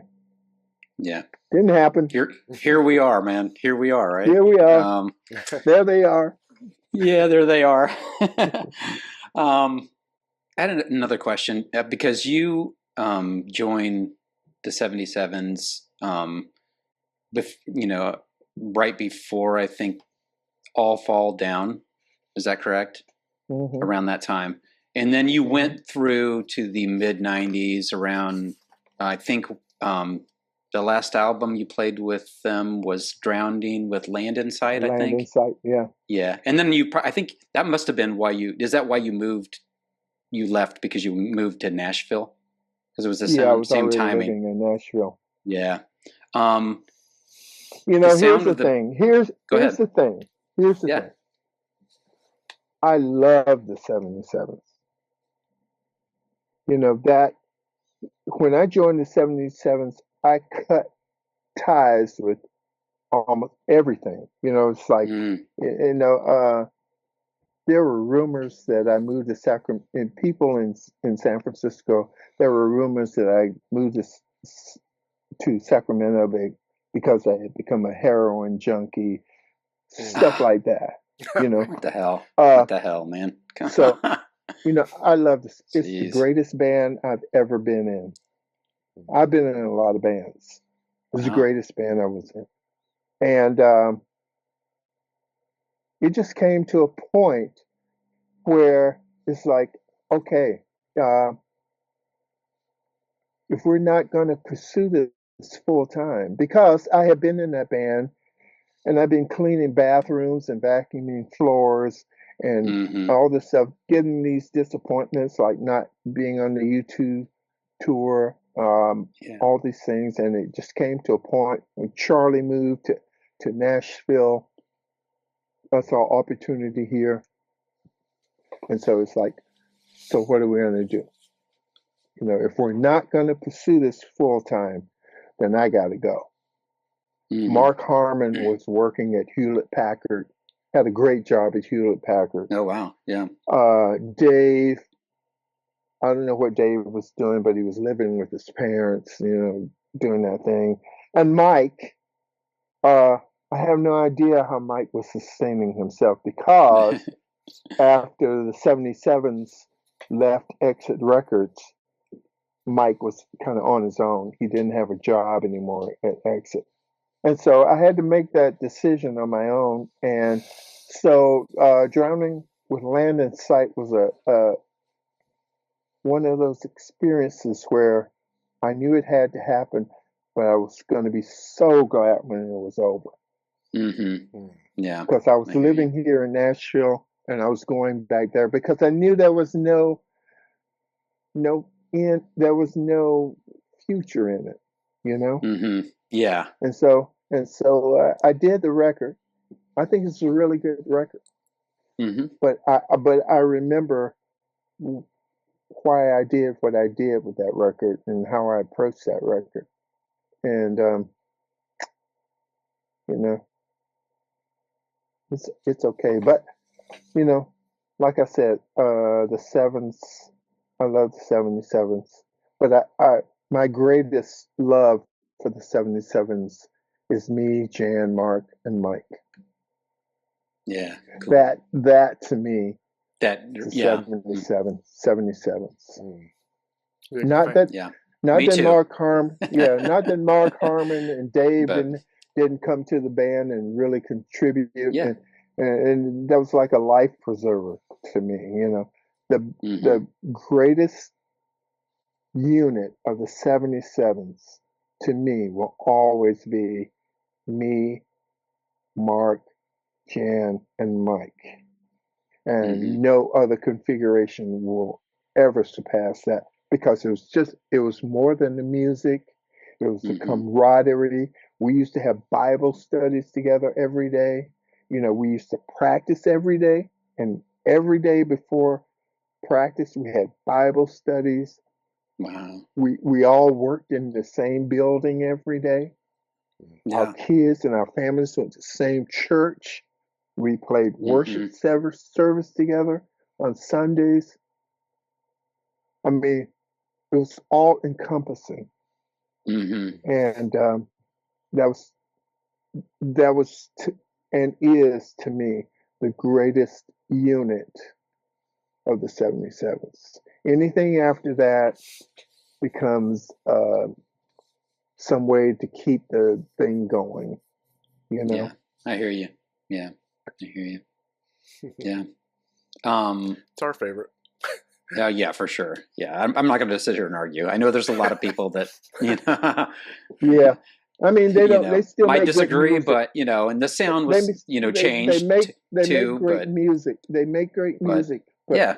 you have to understand that there was a whole deeper Yeah. vibe. It's a community. You were, yeah, it was a community, you know, We for were a you. deep family. We were Yeah. always together, hung out together. You know, it was Yeah. just we were taken care of. We had to work as janitors or record executives or whatever, but still we were provided for to be creative. Yeah. Yeah. And Yeah. there was no limit to our creativity or Mm-hmm. license to be creative. Yeah. Yeah. You got time for a few more questions? You I good? got all night. Okay. I don't want to keep. I don't want to. I know your I'm time good. is valuable. I'm good. Okay. Good. I told my wife about this, and she said, "Okay, wake me up when you come to bed." There you go. So let's talk a little bit about. You've done a lot of collaborations and session playing for so many people, and you know, let's talk about a few or share stories if you have any about working with various people. There's Phil Kagi, there's Rich Mullins, there's the Vigilantes of Love. One of the people that I really love, who I think you were kind of a session player for, but it was a great ensemble, was for Chris Taylor. Oh yeah. Yeah, love that guy. And so, do you have any great stories or anecdote that you'd like to share for us, you know, our fans? Well, the Chris Taylor thing. You know, the ragamuffins were going on then, and I think, if I'm not mistaken, I think Chris hired Rick Elias to be his producer. Mm-hmm. Yeah, And that's because correct. we were the Ragamuffins, Rick hired the Ragamuffins to be his backup band on this session. And it was great. You know, Chris was very enthusiastic, bright eyed, you know, and we, me, Mark, and Jimmy, always invited a new recording session, and it was a great hang. There was this real esoteric, kind of out there studio in almost in Franklin. It was in a house, in the stone house in the basement, and you'd never know there was a studio in there. And we go up and drive up this hill into this property, and it was great. It was really good. There was no rehearsal for it. It was just like, here's the tunes, play the tunes down, kind of get a groove for it, bam, record it, go to lunch, come back, do another song. Yeah. See you tomorrow. Doing your thing, man. Sort of thing. Yeah. It was a really good hang. It was no pressure, just a really good hang. How about your time with Rich? Oh, my time with Rich. Oh my goodness. So, Jan Vols, who had been the bass player for the 77s, moved to Nashville and became Charlie Peacock's manager, Margaret Becker's manager, Out of the Gray's manager. And when I would come to Nashville, sometimes I would stay with him and his wife, Maggie. Sometimes I would stay. I was with Charlie when he, here's the thing. Charlie moved here, and I came to do a Margaret Becker session. And I was staying with him and his family in this house in Fair Oaks. Not Fair Oaks. In Bellevue. And we went riding. I went riding with him and Andy. And it was just up the street. And it was this church. It was this old church, white building. And we pull into the parking lot. We go into the church building and we look around, And he and Andy are having this discussion. And I'm kind of back up because, they're doing their thing. And then we go back to the house. And the next day at breakfast at the table, the three of us are sitting at the table. And Charlie pulls out a diary. And he goes, "This is why I think we should buy that church." And he's really talking to Andy. He's not talking to me. I'm just a bystander. I'm sitting at the table. Yeah. And he's got this whole vision for this thing, which becomes the art house. Ah, okay. Wow. And I spent many a night in the art house, in the balcony of the art house before it's renovated, where it used. And I've had some of the most amazing dreams while sleeping in the balcony of the art house of that church. Yeah. Yeah. And that's so cool. So Jan becomes the manager of Charlie and all those people, and I'm here to do a session with Charlie, and I'm happen to be staying with Jan at this particular time. And Jan's, he's kind of like introduced into the Christian music scene, and he's got these albums, and I'm sitting there and I'm going through these albums, and this Rich Mullins album comes up, and it's Rich sitting by a campfire, and his hair slicked back, and he's got his great clothes, he's got a red shirt and this great jacket and stuff like that. And I go, "Who is this guy?" And Jan goes, "Oh man, he's a great guy. He's really good and blah blah blah." So that time passes. I move here, and GMA Music Fest. I think it's GMA, yes. And it's the summer. And I'm at and it's at the hotel downtown. And I'm walking through there looking at stuff. And then I hear somebody shout my name, and I look over, and it's Jimmy Abag. Mm-hmm. And he's with Mark Robertson and Rick Elias. And he shouts out this thing about, we want to have you in the band, blah blah blah blah blah. I'll call you. Okay? That's awesome. and he calls me, and it's about being in Rich's band. Man, I'm going, who says no to anything? You know, not me. Yeah, right. Not you. I said, okay. And so Jimmy gets me into the band, and Rick gets Mark into the band.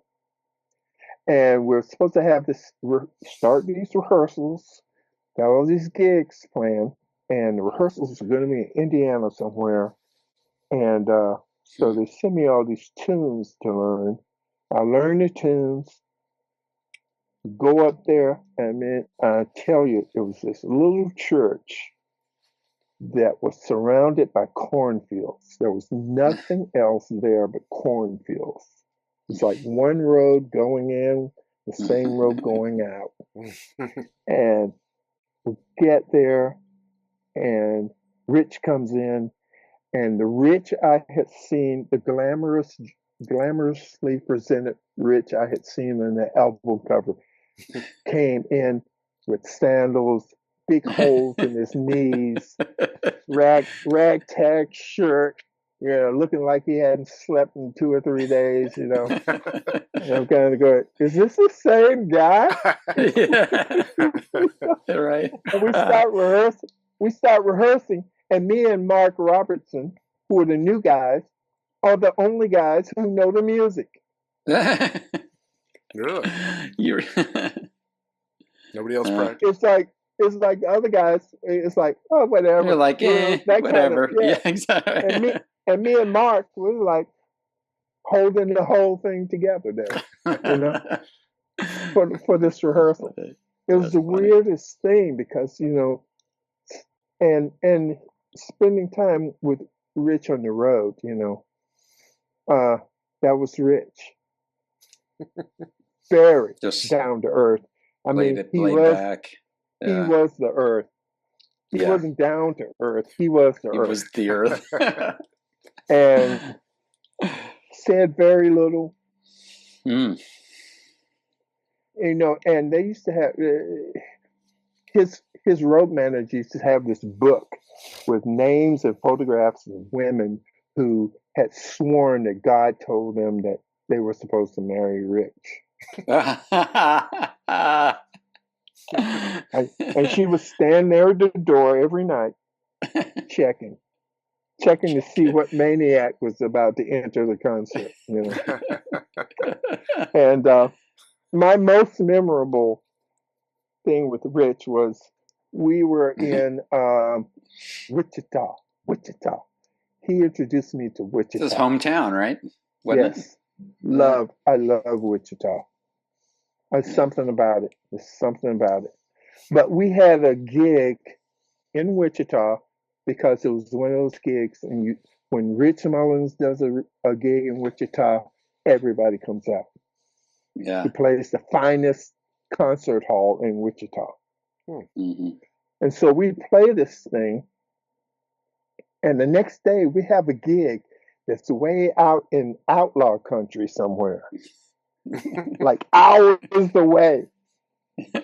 And after the gig, which we did every night, we go out to whatever hotel we were staying in, and we go out and sit by the pool and drink wine, and everybody smoked in that band but me. So you got to realize when we're riding in the van, and there's one guy that doesn't smoke. So a cloud of smoke.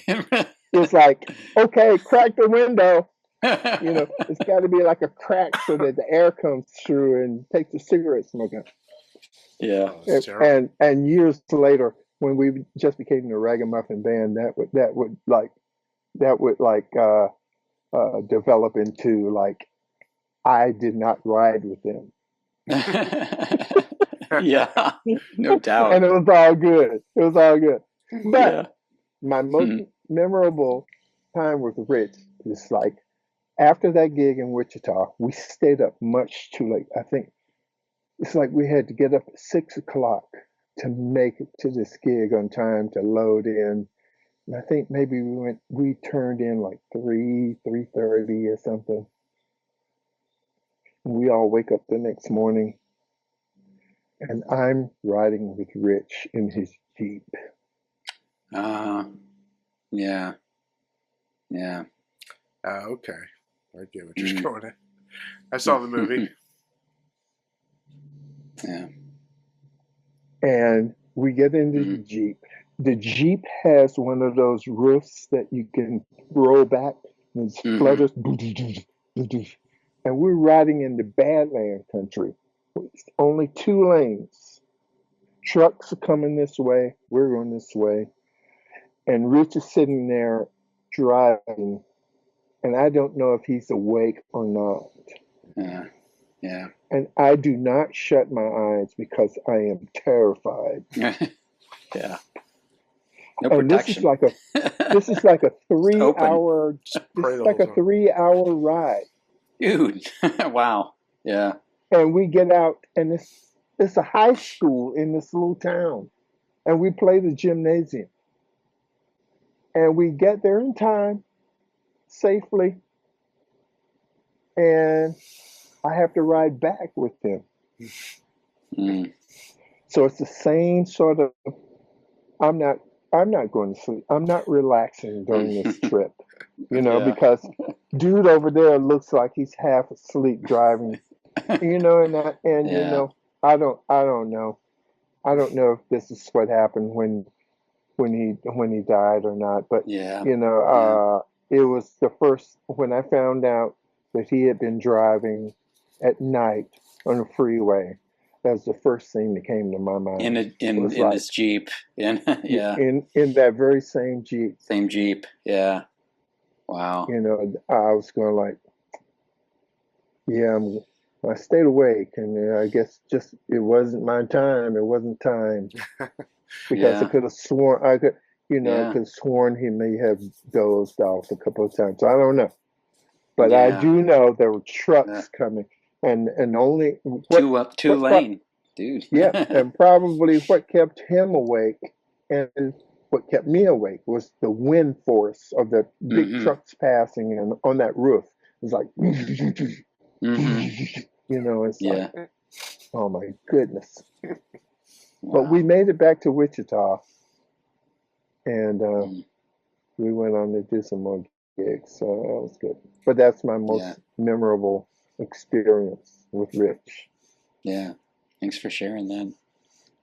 I don't want to get through with this without talking about Ojo Taylor's album Behold. Is that's the most recent album you've been a part of? Is that right? Yes. Or not? Okay. I did it right here. Yeah. Oh, beautiful. Okay. Well, yeah. Yeah. I was part of the Kickstarter for that, and I have the vinyl one. Thank you. I've listened to that a few times. Yeah. Can you talk to us a little bit about that experience? How you know him, and like what were there any tracks on that were favorites of yours to be a part of that, or how you played on that? Well, I know Ojo because he was in Undercover, and 77s used to go down to LA and play these concerts at Calvary Chapel. And there was this other, we used to play, what's the name of the place? It's not Disneyland, but it was named after something jelly. berry. Yeah. Yeah. I know what you're talking about. What's Yeah, the name of that place? That place. Shoot. Um, Knott's Berry Farm? Knott's Berry Farms. Thank you. Yeah. Named after Yeah. jelly. That's what I related to jelly. Jellystone. And that's how we got, we knew each other. I got to know Adam again and those guys. I did a record with Ricky Michelle. Oh, yeah. Mm-hmm. And so it was like that. It was like the Northern California, Southern California connection. They used to come up and play concerts at Warehouse, that sort of thing. So, yeah. Mm-hmm. And so about 2 years ago, a daughter of one of the guys in Undercover was getting married here in Nashville. And she felt that they were all her uncles because when she was a kid, they were a band. They grew up, she grew up in that vibe. And so they took the opportunity to book a gig here. They booked a show here. And so do you know John Thompson? Yeah, I know who he is. Yep. You know John? Yeah. So Yeah. John had a pre-concert hang with them at his house, and I went over and said hello to all the guys, and for some reason, Ojo said, I went up to him and he went, "Are we cool?" Why were What do we you not? mean, are we cool? Are we? Of course we're cool. And he went, "Oh, okay. I just need to know." And I never asked him about that. But anyway, we hung out for a little bit, and I hung What'd out you with the do, rest Aaron? of the guys. No, I'm just kidding. And but I didn't go to the show. I couldn't go to the show. Yeah. And then, like a year later, he calls me up and tells me about the record and asks me if I'll do the record. And I went, "Yeah, I'll do the record." "Yeah, of course." Well, totally into it. I hadn't heard any music or anything. And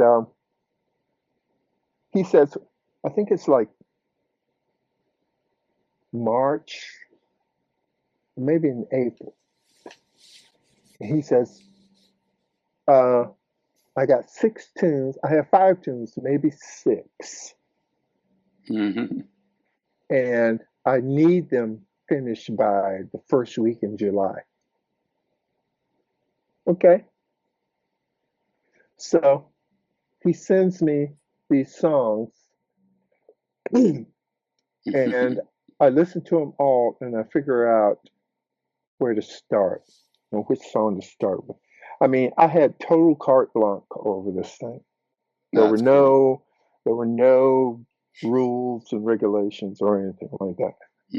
And so I started off with these songs, and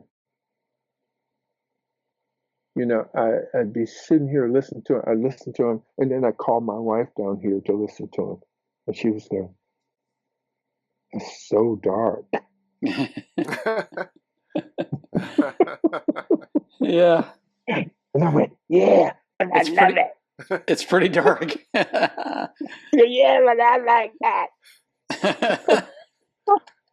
She was like, "I don't know. Be careful."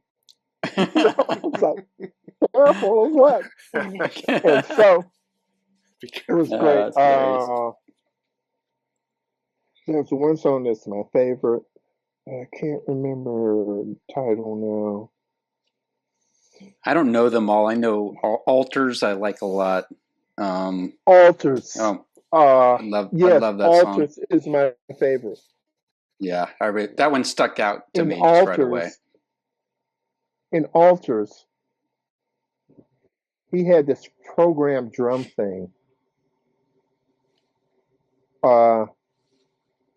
In the last verse, where the verse ends, "I saw you wrestle demons, so I had to fight them too." Yeah, I love that line so much. Remember that? Yeah. I do. There's this drum thing that happens it's like what they call a soli, you know, where you're playing a solo, but everybody else is still playing, you know. That he had programmed this thing in a drum machine, just, you know, off the cuff.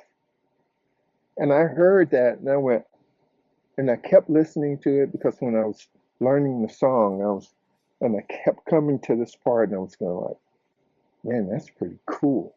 I like that.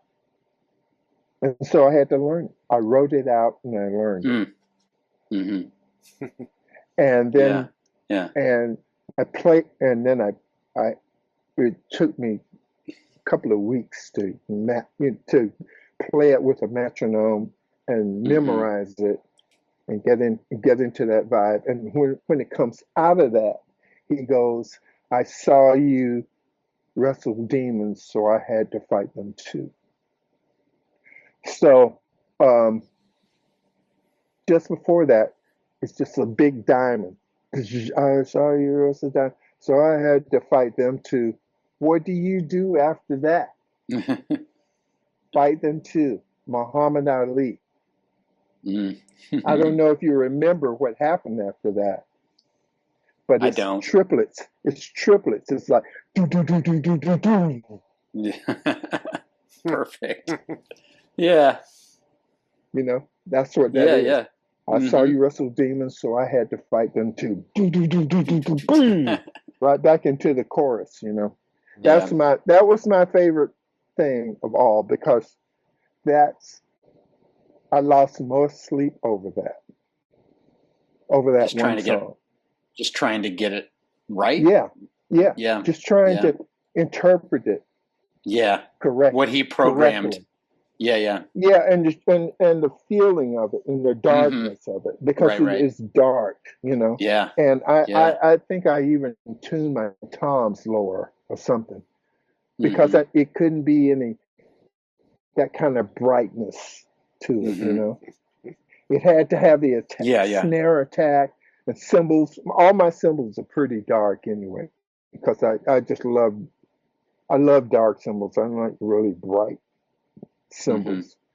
But the snare had to sound a certain way to fit, but the toms had to be low and mean sounding, and I found that to be the case for most of the for all of the records. It couldn't be a sweet sort of tracking, you know. It had to be, because all the tunes are so dark.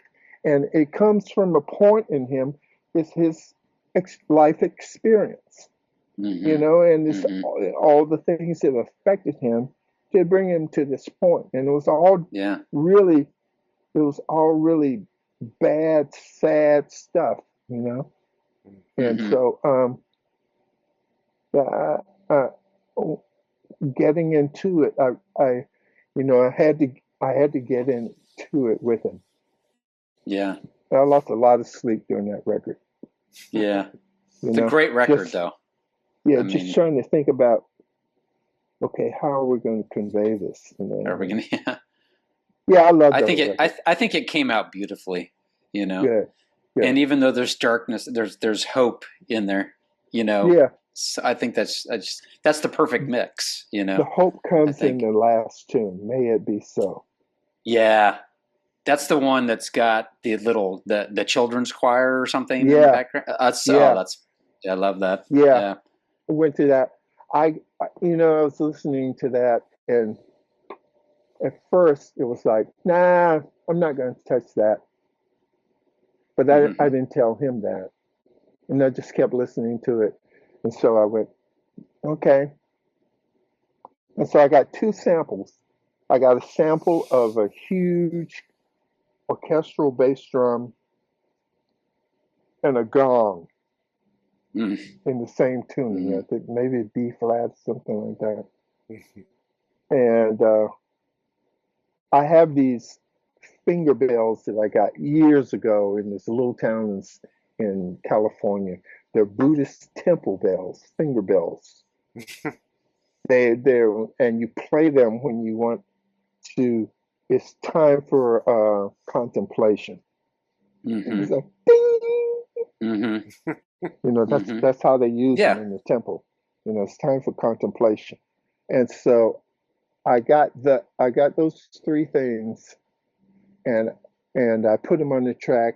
And later in the outgoing, if you recall, the outgoing vamp is very long, and I thought about doing the snare. I didn't think about doing the snare. I did the snare, this marching sort of snare, and I did tom things and stuff like that. And he didn't like it. And I was like, okay, Oh, really? yeah. Okay. And I'm glad he didn't like it, because it Mm-hmm. really doesn't need it. You know, as Mm-hmm. I listen to it now, I'm glad it's not there. You know, because Mm-hmm. uh, I think it would take away from his original intent. I Mm-hmm. think the gong, the bass drum, Yeah. and the finger cymbals are enough. Mm. Yeah. Cool. That's pretty much all of our questions. I'm sure we had other ones that we kind of jumped around and but you covered everything really well, and I appreciate it. Unbeknownst to me. You did great. You gave us life more than today. you gave us way more than we're looking for. So that's Okay, beautiful. good. Some tidbits, Tell us, so you're pretty much, are you just kind of doing your thing, looking for opportunities as they come to you? What's your life like right now in Nashville, as far as, what are you up to? Well, my wife, during COVID changed a lot of stuff. Yeah. You know, Yeah. up till that time, I was spending a lot of gigs with Kevin Max. I was doing a lot of stuff at the jazz workshop here, and it's like when just before everything shut down in March, I went to Orlando with Kevin Max. When we flew down, I saw maybe two or three people with masks on, Mm-hmm. and when we came back, like that, I flew down on March the 3rd, came back on March That the next week, pretty much. 4th. Later. Yeah. Came back on March 4th, and I saw many more people with masks on. And then there was this report about toilet tissue and all this sort of stuff happening. But yeah. And then 2 years into COVID, my wife retired, and she had been working. We've been married now; it'll be 17 years in February.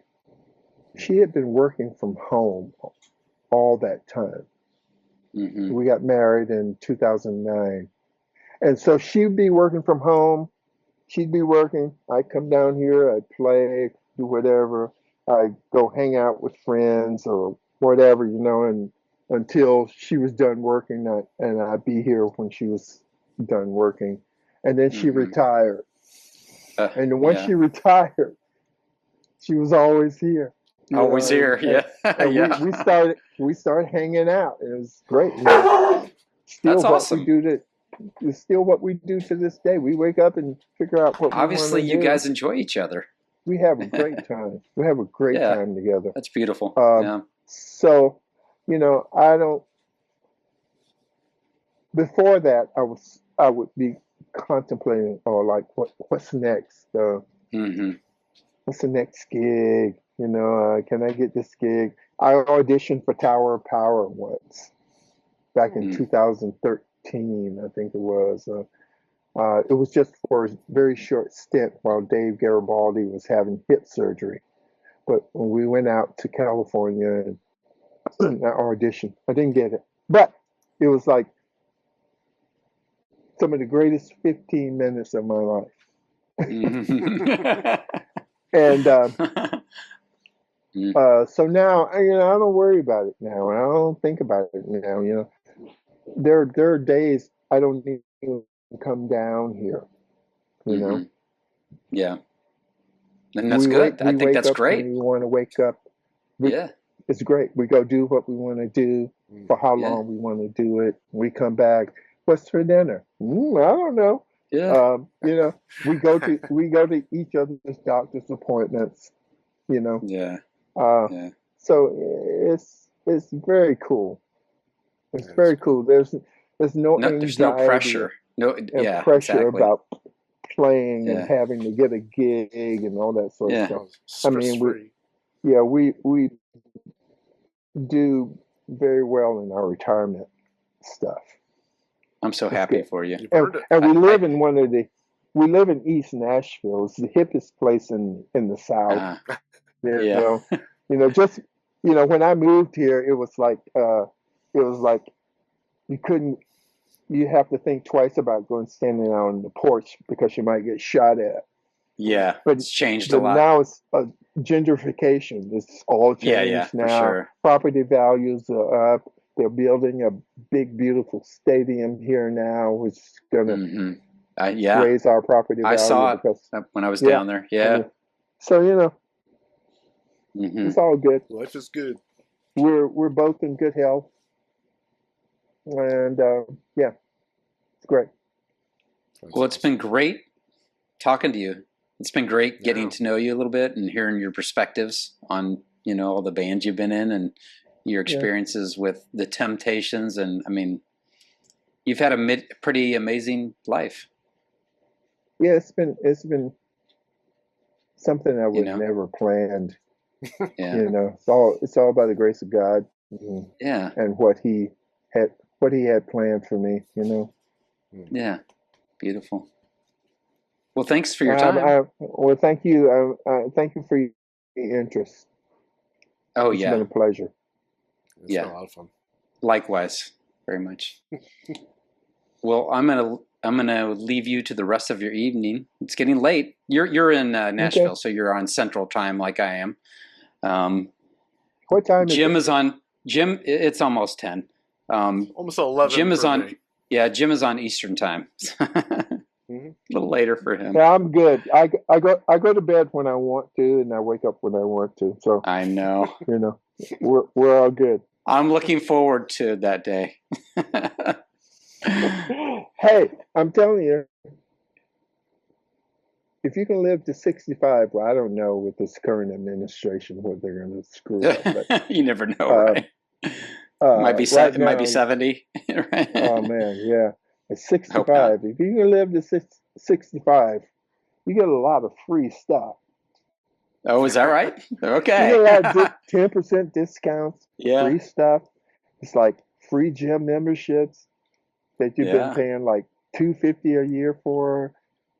I mean, so if you can keep your health and live to 65, make it to 65. That's my goal. Good. You'll be good. All right. Then you can die. Words to live by from A Train.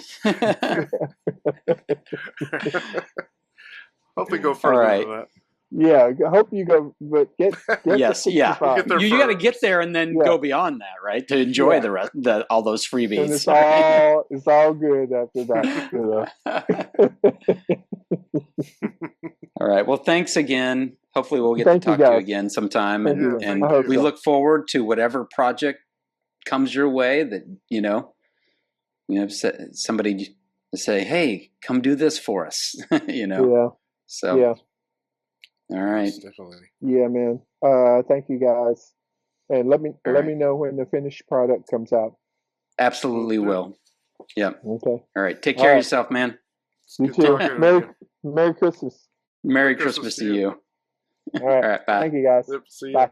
Bye. Bye.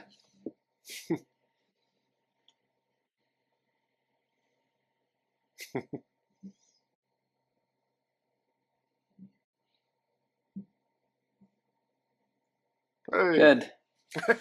We're good. That was awesome. That went really well. That was great. Yeah. Yeah. Different. It was a little bit different, but I would just felt like just let it roll, He had some great stories. He talks a lot, and he had a lot of, tidbits and different background things, and so that was awesome. What a story from the Temptations all the way until now. Oh yeah. Ray Charles. Ray Charles. Yeah, it was all great. Yeah, He was making a big deal about Tower of Power. I'm like, well, hang on, you played with the Temptations. you're right. You know? Yeah, And Ray Charles. So. I feel like for him, he's invested or enjoying whatever he's doing. Right. Right. It was just as important when he was with the It's not, Papa was a Rolling Stone is not anything more important than what he just recorded with Ojo. So, that's cool. Yeah. I think it's awesome. Sounds like he really enjoyed his 77s years, which was cool. It sure sounds like it, as he should have. Yeah. And he had the right, he focused on the right group of iteration of the band. Right. Yeah. So that's even though Steven might disagree, I don't know, but always got to bring Steven up, Steven likes all the iterations of the band. I'm pretty sure he does. Yeah.